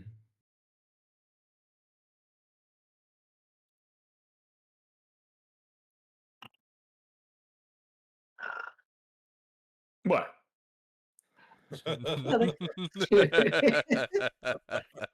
I had realized we had not discussed anything before, Yeah, so we subtly giving walked us in here time. with no game plan, and that's why I'm like, it also doesn't help that my brain short circuited and I completely forgot where we were for a minute. And I was like, what? Well, I'm just Oh, realizing Yes. like Yeah. it's a good idea Yeah. to talk about what we want to discuss before Yeah. we go there. Like, I'll what are walk we Okay. up. doing in I'll here? walk up to the guy. I'll walk up to the guy and go. Honestly, we've got a little hunting cabin up in here in upstate New York, and we're just looking for things to decorate it with from hunters of different cultures and such. So uh, didn't know what you would have that would be specific to that. Yes. I have many things of the sort. And will you give me a spot hidden check? Yes. Just him or everybody? Nice. Oh, Sorry. Nice. Uh, yeah, crit. No. Yeah. So yeah, you see a just Yang right now because he's like kind of talking Yeah, I'm keeping you with busy. him. You guys do what you want. Yeah, you see that he's got a key hanging around his neck that's like attached to like a leather thong. It's in his shirt. It's like a little piece of leather to attach, but you can see like the outline clearly of a key that's attached around there. Does it look like Um, a modern key or like some weird chest key or? I guess it's not really a shirt because he's wearing this like big sort of blanket thing. But yeah, it doesn't. It's like fairly modern. Yeah, it looks like a modern for the 1920s. While we're walking around, I'll start looking for like any what looks like any locked storerooms or anything. Yeah, yeah. Give me a spot hidden check, and there's no deception, right? It's just charm, intimidate, persuade, fast talk. Give me a disguise, stealth. Give me a stealth. So that's not great, but maybe. Woo! This is Nice. opposed. what was that about Oh it not damn. being good? Yeah, nice. Yeah. Um, yeah, he's you're just kind of like looking around. He's like looking at you, like, yes. Well, these are spears traditionally used by the Maasai tribesmen to hunt, and they could make a good um, adornment to such a building, such a place. Um, and he kind of goes around. If you were looking for more, perhaps objects of that are well, these are these are, he holds up those like figurines of various animals. These are things that might be a hunter might hunt in um, all over Africa, Kenya, or perhaps lower down in at this point Rhodesia, or yes, it depends. Are you looking for wall art or something for a table or Things things to hang on the wall probably would be most interested right now. The spears look Mhm. interesting. Do you have any more like eclectic weapons? Like, I mean, those spears are beautiful, but those are kind of used everywhere, and I know that's for a good reason. But maybe you had some more interesting weapons that would really only be found in that area. Interesting how? I'm not Just sure. just as in novel, like something that's not really used in other cultures so much. Hmm. Any particularly interesting looking like blades or projectile weapons or anything like that that you wouldn't see in like a European country or something of that nature. Well, yeah, will you give me a persuade check or charm or fast talk? It's probably fast talk or charm, not persuade. 'Cause I haven't been there that long, so it's fast talk or charm. See, I think I'm bad at both of those. Charm is 19. What's fast And talk? then the other guys have had 5. time to do stuff too, so we'll cut back and give them the time to do stuff, even if he Yeah. fails this roll. Hmm. Damn. Yeah. Yeah. What are you guys doing? What are Robert and Shazad doing?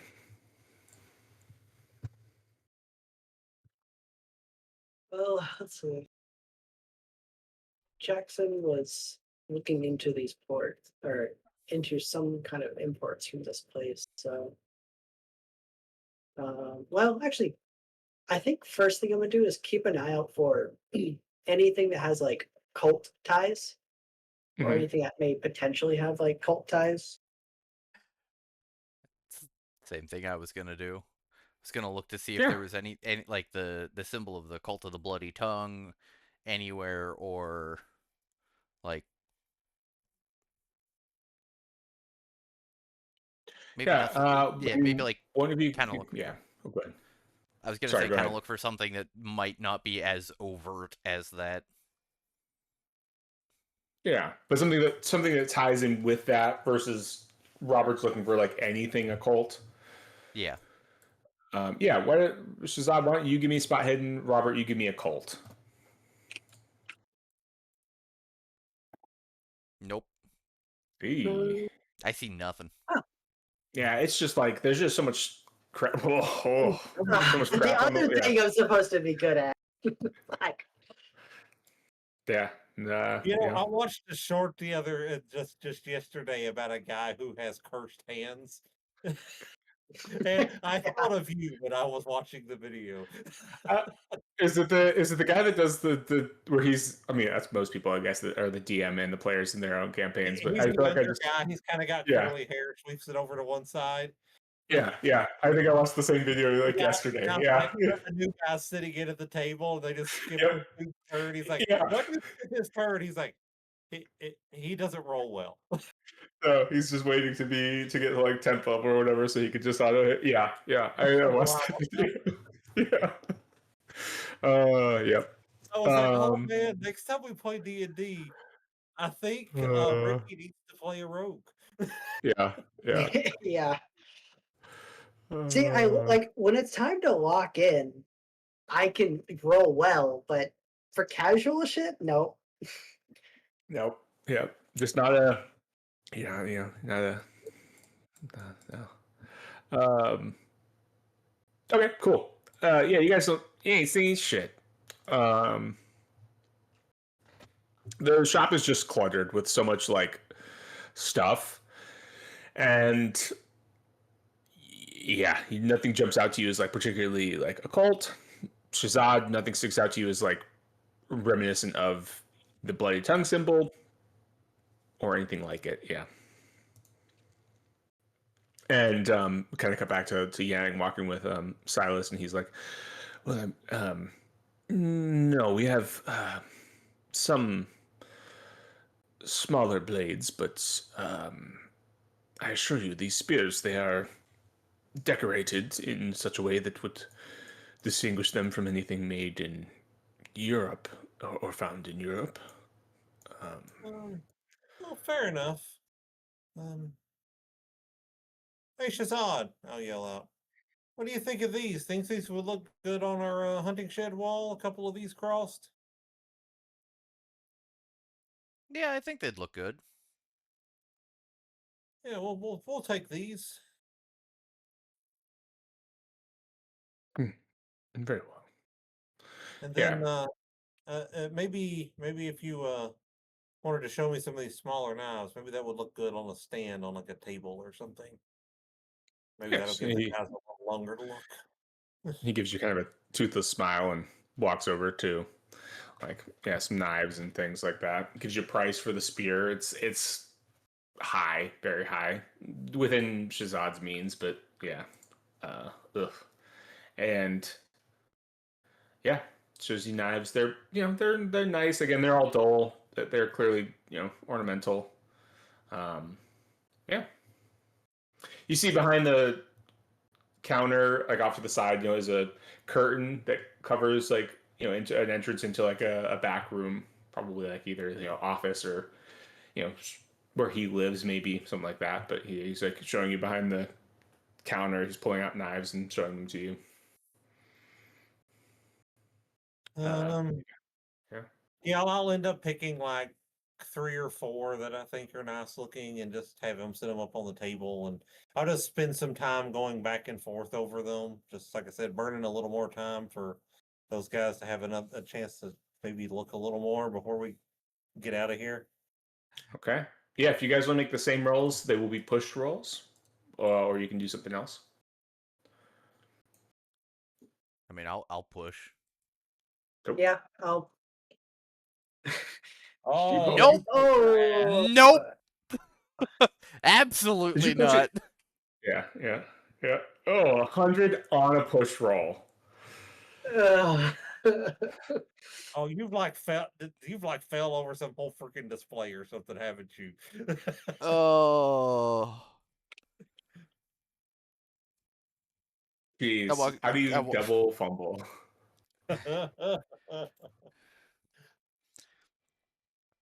boy.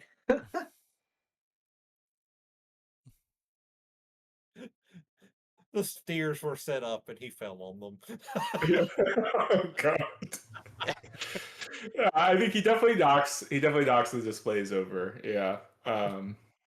Oh. That's gotta be the start of it. Yeah. He I'm like. 6'4". I'm gangly. I don't know my Yeah. own Boom, boom, size. boom. Apparently, Yeah. just It's close. The quarters are close. Yeah. Well, you feel a bump. You're like, oh God. Okay. Cool. I caught it. And then you just see the the display or the shelving start to just topple over. And yeah, we just hear dunk dunk. And this is not a huge shop, so it barely slams down next to Yang and Silas. And he just looks at you like, what what have you done?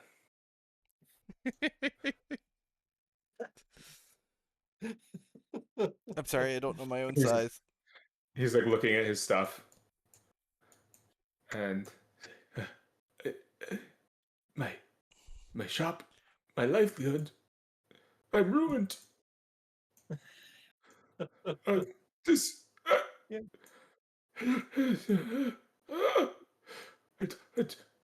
What, what am I going to do? You must pay. And he like points at Shazad. You must pay for this.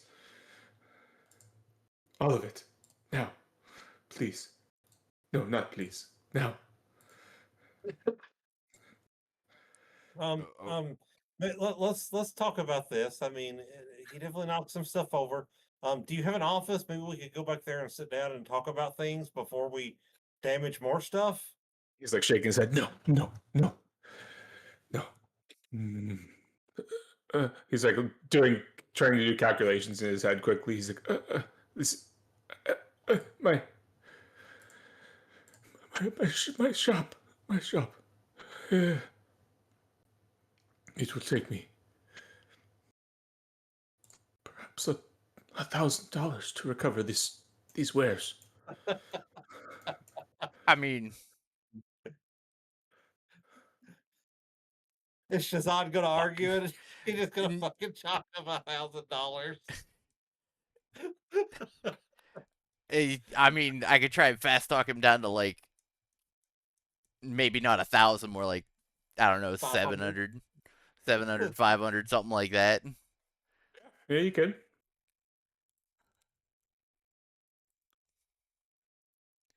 Nope, can't even do that. Oh, nope. You know, the talker No. just can't fucking talk, apparently. It's like, I can't pay for things, he I also can't talk. What the fuck? he can't talk. He's freaking out. He's like, no, no, no, my everything is lost. It's all gone, destroyed, ruined. What will I do? No, no, All right. $1,000, surely, to recover the goods.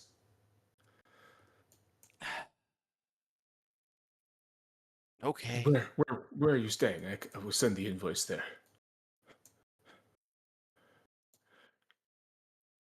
Half tempted to say the Wisteria. Yeah, No, I would love to tell you the name if I could remember it off the top of my yeah. head.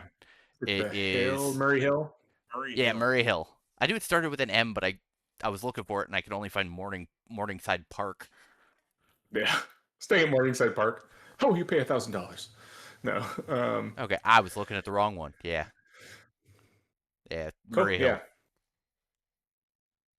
Hill. yeah. You agree to give this man $1,000. Yeah. Cool. Yeah, Well, let me add another freaking yep, another 1,000. there. Yeah. Break out another 1,000. Buy a boat.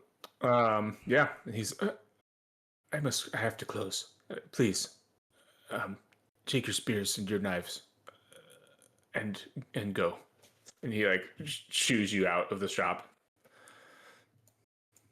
Got better. The hell was that, Shazad?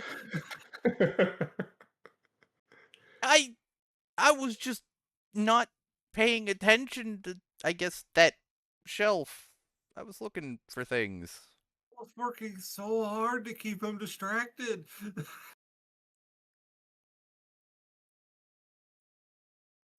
The freaking tiny shop. I'm a giant. What do you expect?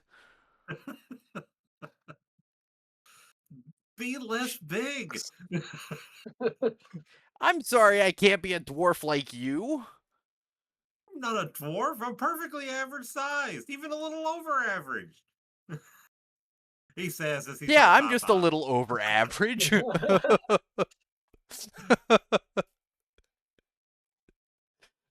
I mean, I don't know about you, but I was navigating pretty fine.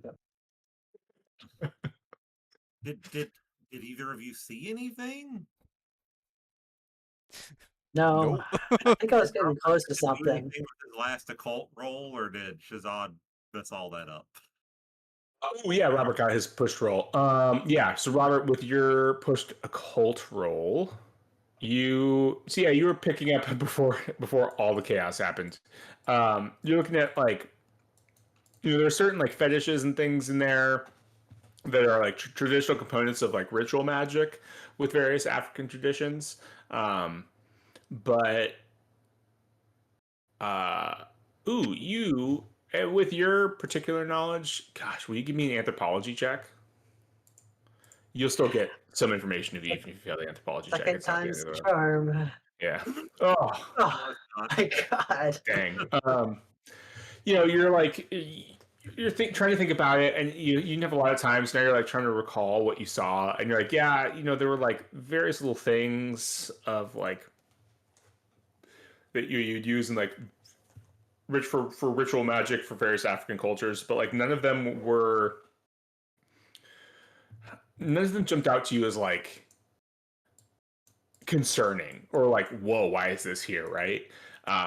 You can't recall like, was this Kikuyu? Was this like Masai? Was the you can't remember like which piece went to like which group of people, but you're like, oh yeah. I saw like plenty of things that like fall into that like occult realm, but it's occult in the sense that like yes, it is a small like religious or ritual tradition, but it is not like sinister. Nothing you saw on the shelves were particularly sinister in that way.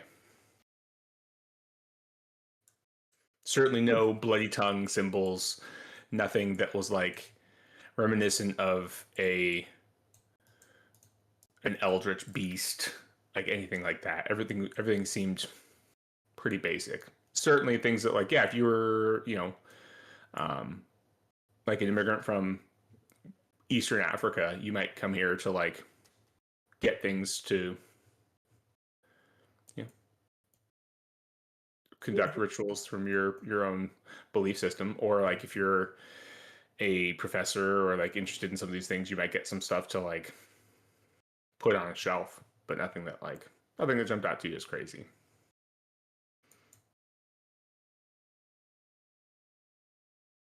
Okay. But yeah, I'll just relay out that I I saw a couple things, but nothing like spectacular and obvious that's like has cult ties. Well, at least we didn't get thrown out of the place that we need to be then. Yeah, we're definitely got to be more careful next time. Maybe plan out our approach before we go into the building. And maybe you do the talking, Shazad, and we'll do the looking around. I don't know. Talking doesn't seem to work for me, apparently.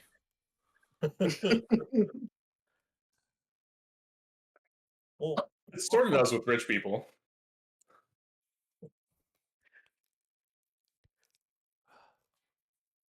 Hey, like words may throwing not talk, but money does.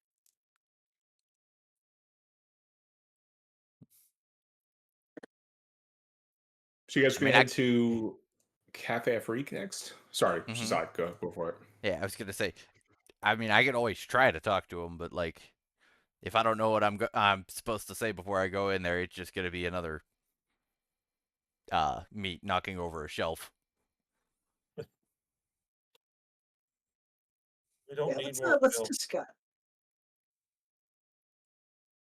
This being Cafe Afrique, I'm assuming this place is serving coffees or teas or something. So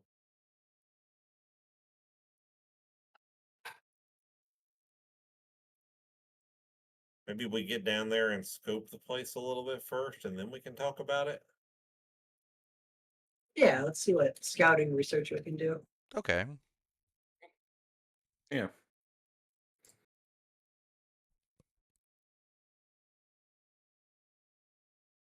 Yeah, you guys take the a little train or something out there because it is 40 minutes outside the city to get to like Jamaica. This far out in Queens, it is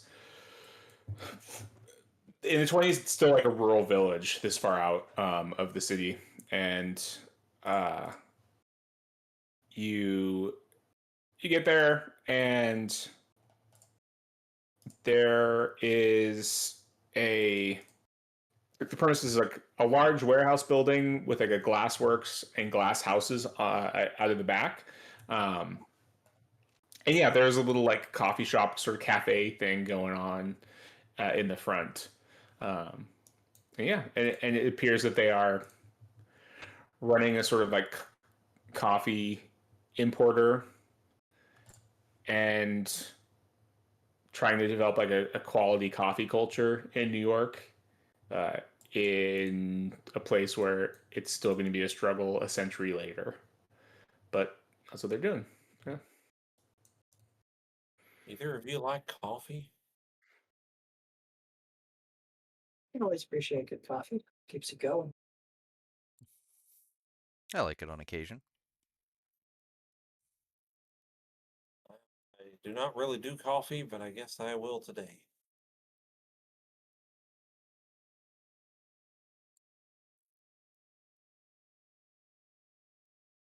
So, Cool. what's our plan when Yeah. we get in there then? Yeah, he's standing outside.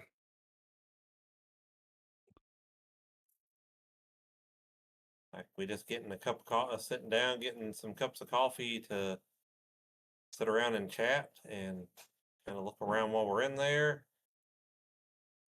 I'm assuming anything that would be important to us isn't going to be going on in the front of the house there.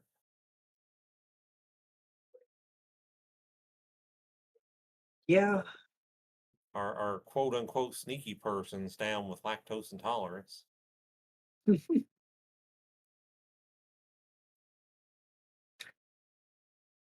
Yeah, I assume we'll have to we'll have to keep an eye out for. Let's see, what are the big locations? So, I mean, yeah, maybe there's something that we can spot. That's is that? I always forget. Is that Kenya that's highlighted down there? Maybe maybe there's some symbology in the some symbols or something in the cafe to signal to people what they've got going on there. Yeah, some art potentially. Mm-hmm. See what coffees they sell too. See where they're all getting it from. Jackson would have been looking into this for some reason. Agreed. Well, guess let's get a cup of coffee and enjoy the atmosphere then.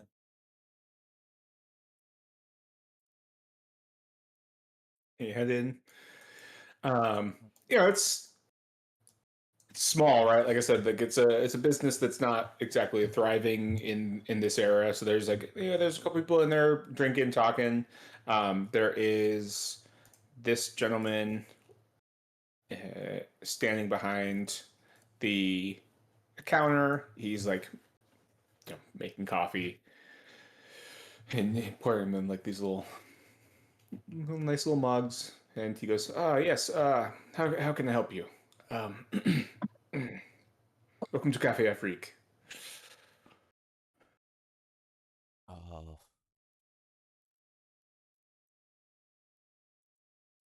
Coffee, perhaps? It's yes. primarily what we serve here. What was everybody's Yeah, Sorry, order? I was I yeah. never been known to And be a coffee drinker, but I'm interested to try. how do you take it? Um, I mean, how would you recommend? I am pretty novice to this coffee stuff. Do you have I like would different? Do you have different beans here, or is it all the same stuff? Or I would recommend a light roast and perhaps quite a bit of cream and sugar. Yes, yes. For you, cream and sugar would probably do you quite nice. I'll put it on the tray for you. You can titrate it as you see your fill. that sounds good. Mm. And for you two gentlemen, coffee as well, or something more um, I feel like Yes. dude's name should be William laborious. Howard Roosevelt. yeah, yeah. He looks like Taft and Roosevelt combined. Yeah.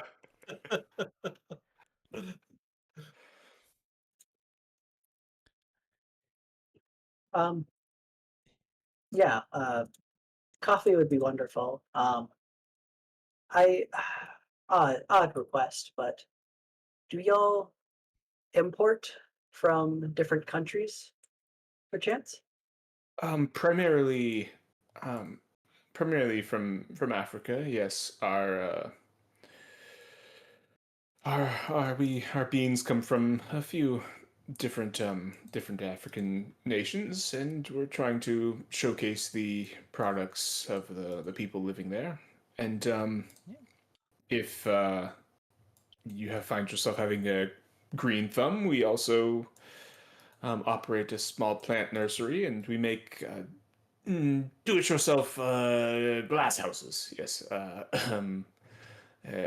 we have component panels that you could put together and construct something as I'm told, you could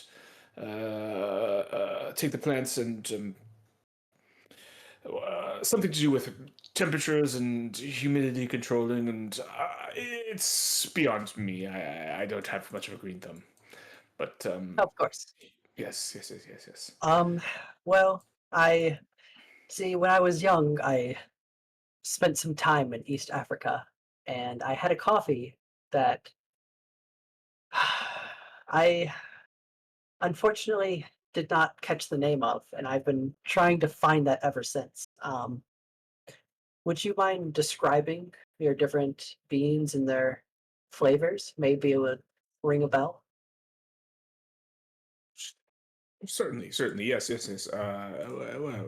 he goes through like, starts listing off various beans, and as he's making Yang's coffee, and how about Shazad? Does Shazad want anything, or Shazad's waiting behind Robert at this point, stuck behind Robert, like wanting the list of things. Ask you a billion Yeah, questions. yeah, So yeah. I was trying to like I want I think it's Dieback coffee, and I want to see if they make it here. Is that the It's okay. Turkey's not founded yet, but it's Turkish coffee. okay? No, they don't. Yeah, all their stuff Okay, is like, yeah, okay, because it's like Turkey's that like kind of area where it's like it could be yeah, Africa, but yeah, it could be Middle East. It's just kind of like just which one it has. But okay, so they don't have that. Okay. yeah. No, they don't. And he, yeah, he like kind of looks at. He's like, well, why don't you, if you're a coffee fan, we have a small tasting um, cafe. I could give me 1 second, and he like goes around and like starts pouring a few things, and sets out like almost like what will later become a flight. Like he puts out like a couple like, little small espresso glasses of just Hmm. drip coffee um, for Robert to taste. He's like, well, we have these. This is from Kenya, and this is from Ethiopia. This is from Eritrea. This is actually also from Ethiopia, but much more west. And these are some of our more popular varieties. I I'm gonna kind of ask this for a DM thing. I'm getting Mhm. the names of where these coffees come. Is that going to be helpful to know the?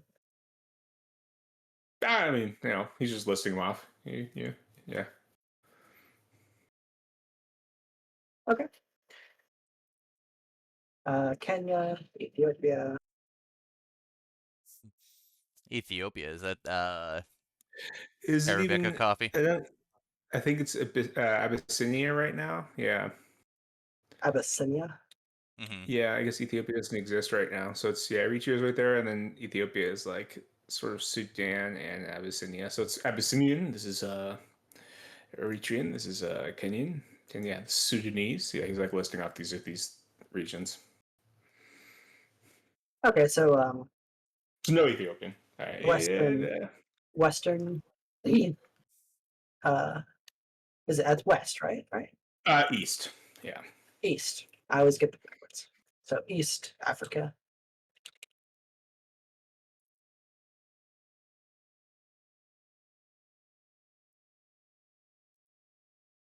Hmm. I look over to y'all. Y'all want to try some of these? Quite nice. I'll stick with what he's got for me here for right now.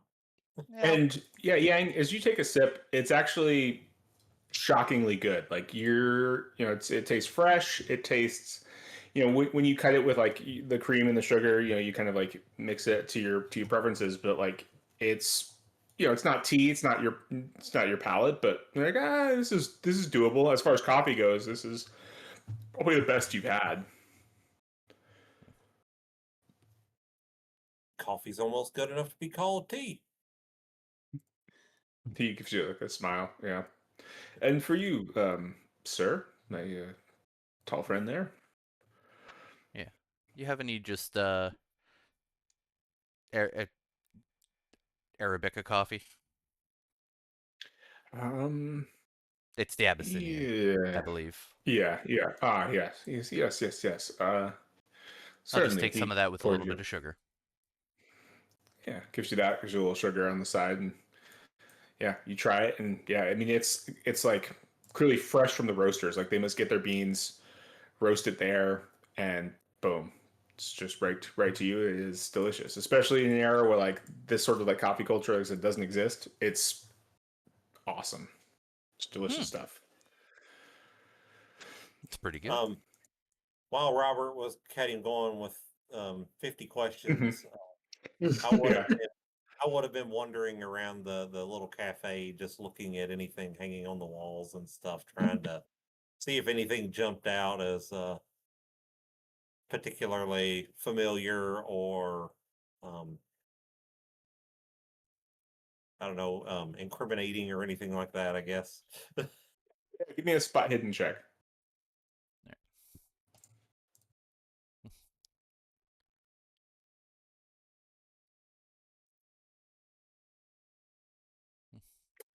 Nothing jumps out to you as particularly like incriminating or anything like that. There are like pictures of, various like coffee bean fields, right?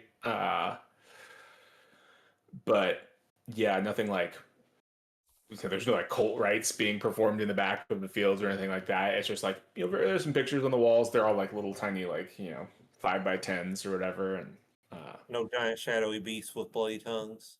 no, nothing of the sort. It does look like the building goes. It's connected to that warehouse. The warehouse is probably like, yeah, the glassworks. So they must get their like glass stuff for these houses from the glassworks. But this is a separate business. So yeah, you can't really just like walk into one from one to the other. But yeah, it doesn't seem like there's anything that jumps out to you as crazy.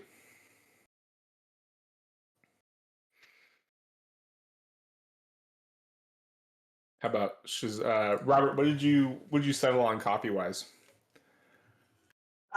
I mean, it, I mostly wanted to get knowledge of where the imports are coming from to get an idea of what shipping ports in Mm-hmm. Africa he was likely using, which it seems to be all centered around East Africa. Yeah, yeah, and that they, from kind of what you heard from, what's his name, Arthur Emerson, that they seem to get their stuff and use. I was just saying, as their importer, like they're the exporter at the African end is who they use to import stuff. Mm-hmm. Yeah, just confirming just to see if they branch out anywhere. That definitely Hmm. seems like the only. I mean, Yeah, yeah, it does. you know, just pick one of the ones in the lineup and say, like, I'll have that. Go sit down and reconvene with everyone. Yeah. Yeah. Before I go sit down, I'll say you do make a very good Abyssinian coffee. He nods and in the thank you. So, talking to, I assume we all like sit down at a table, can reconvene. Um, I do want to check out that um, plant nursery of theirs because I don't know about y'all, but I mean, nothing is jumping out to me as suspicious here. Just kind of seemed like a coffee shop. I mean, if this, maybe we could convince them to give us a tour, or have someone Yeah, give I'll us. ask some details. It seems like it's a he sounds like he would pass us off to someone else. He doesn't seem all that involved in it. No, he seems to have a brown thumb like me.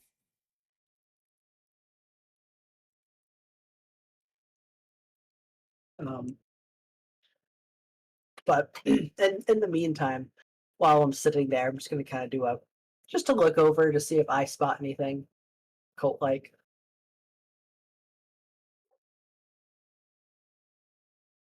Yeah, give me a spot hidden.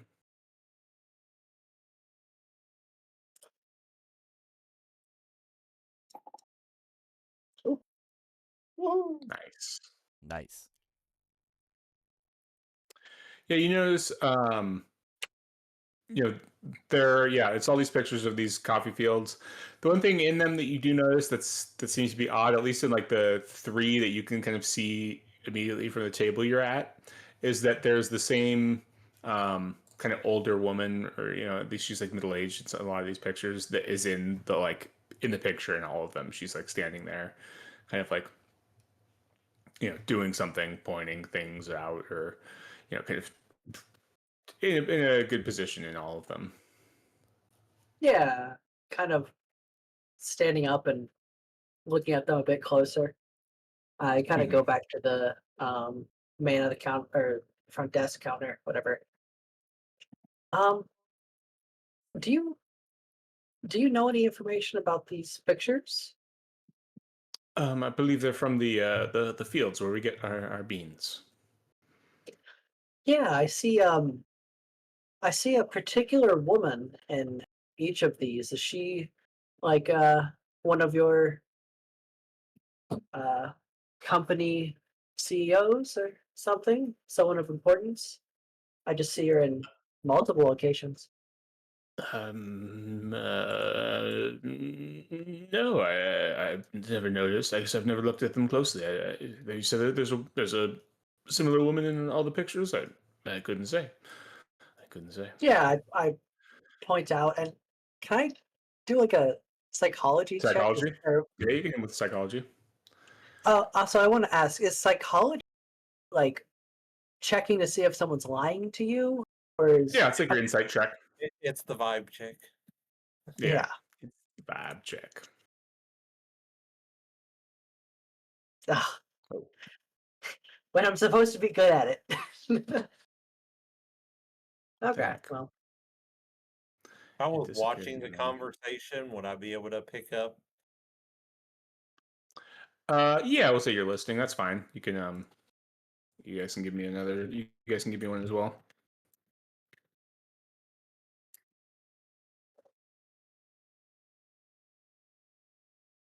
About a 2. Hey, nasty. yeah, two definitely. I mean, even the 30, you see that he's clearly uncomfortable with the question, kind of like trying to deflect it. A two, you see him like go, no, I've never noticed that there's a similar woman. And you see him kind of like quickly glance at a table like two tables over from you, Yang, and you see that there's a woman like sitting at that table, kind of sipping a cup of coffee, just kind of seems to be watching the crowd. She's just just watching as things are going by. Well, thank you for your time. I just wanted to ask in case you knew. Lovely place, and I go sit back down with everyone. Yeah, that's the woman sitting at the table.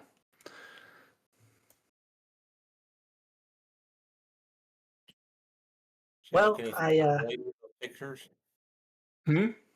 Does she Yeah, look any? she looks exactly like the woman in the pictures. Maybe a little older, but yeah. So when Robert comes back and sits down, I'll point her out and go, I don't think he's being completely honest, seeing I'm pretty sure your lady's sitting right there. I kind of do a glance over. Oh wow, yeah. Think it'd be a good idea to go talk to her. And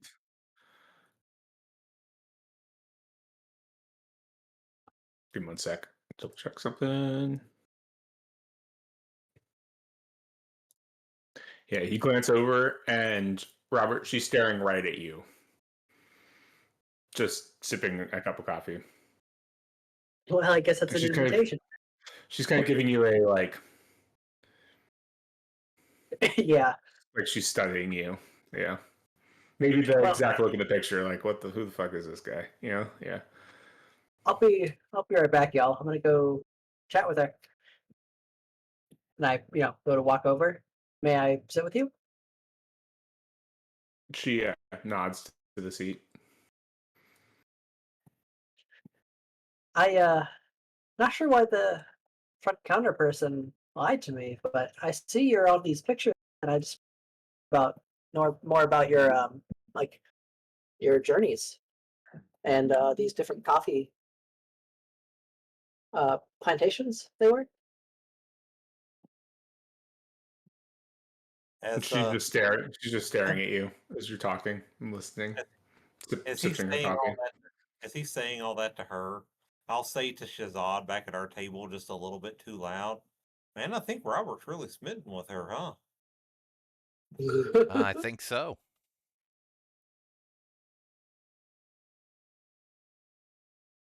Well, let's watch I and see now. I I hope I'm not. It's not a sore subject or She's, anything. she's subtly kind of shaking her head a little bit, just kind of slowly. She's like, can I see your hands? uh, And she kind of holds her hands out so to take your hands. all right. I suppose I set my coffee aside and reluctantly hold out my hands. Yeah, she kind of she takes them, not like not unkindly, but she kind of just like takes them and pulls them a little bit closer, starts looking at your hands and kind of feeling them more so than like looking at them and like looking at you. And do you have your turtleneck on? Do you have a scarf on? What do you have like kind of covering your neck right now? Yeah, I think the turtleneck. I probably would with that. Like Yeah, scarf outside, but when coming inside, I take off a scarf. It's a little more yeah. normal, I would assume. She she just kind of sees you see the like sternness in her face. It's still there, kind of wary. Um, you see a brief moment of like almost pity as she holds your hands. Sweet child, you're playing with a fire that does not ever go out. I see you burning. I see you screaming. I see you falling. And she kind of like lets you take your hands back. I shall pray you die so that worse does not happen to you. And we'll end there. And Yang's going, damn. Want to give Robert a fucking mental breakdown. He holds my hands for 3 seconds and I'm like, oh, she knows everything. Yeah, Like, yeah. that's somebody who knows how to shut somebody down on making a move. Mm-hmm. That's just what she says to everybody that sits down with her. It's your go-to line. Yeah, Hope you Like die one day it'll somewhere. work. yeah. Man, I hope you die just so you have to keep living your life. Yeah. Oh no. Man, that is scary and rude as hell. Yep. Yep. This Cleo's a bitch. Yeah, the fuck's the Yeah. problem? Uh, good question. Good question. We will find out. Uh, August 2nd, I suppose. I think so. All right. Put that there. Yeah. Yep. Yep. August 2. Hmm. All right, fellas. Well, yeah.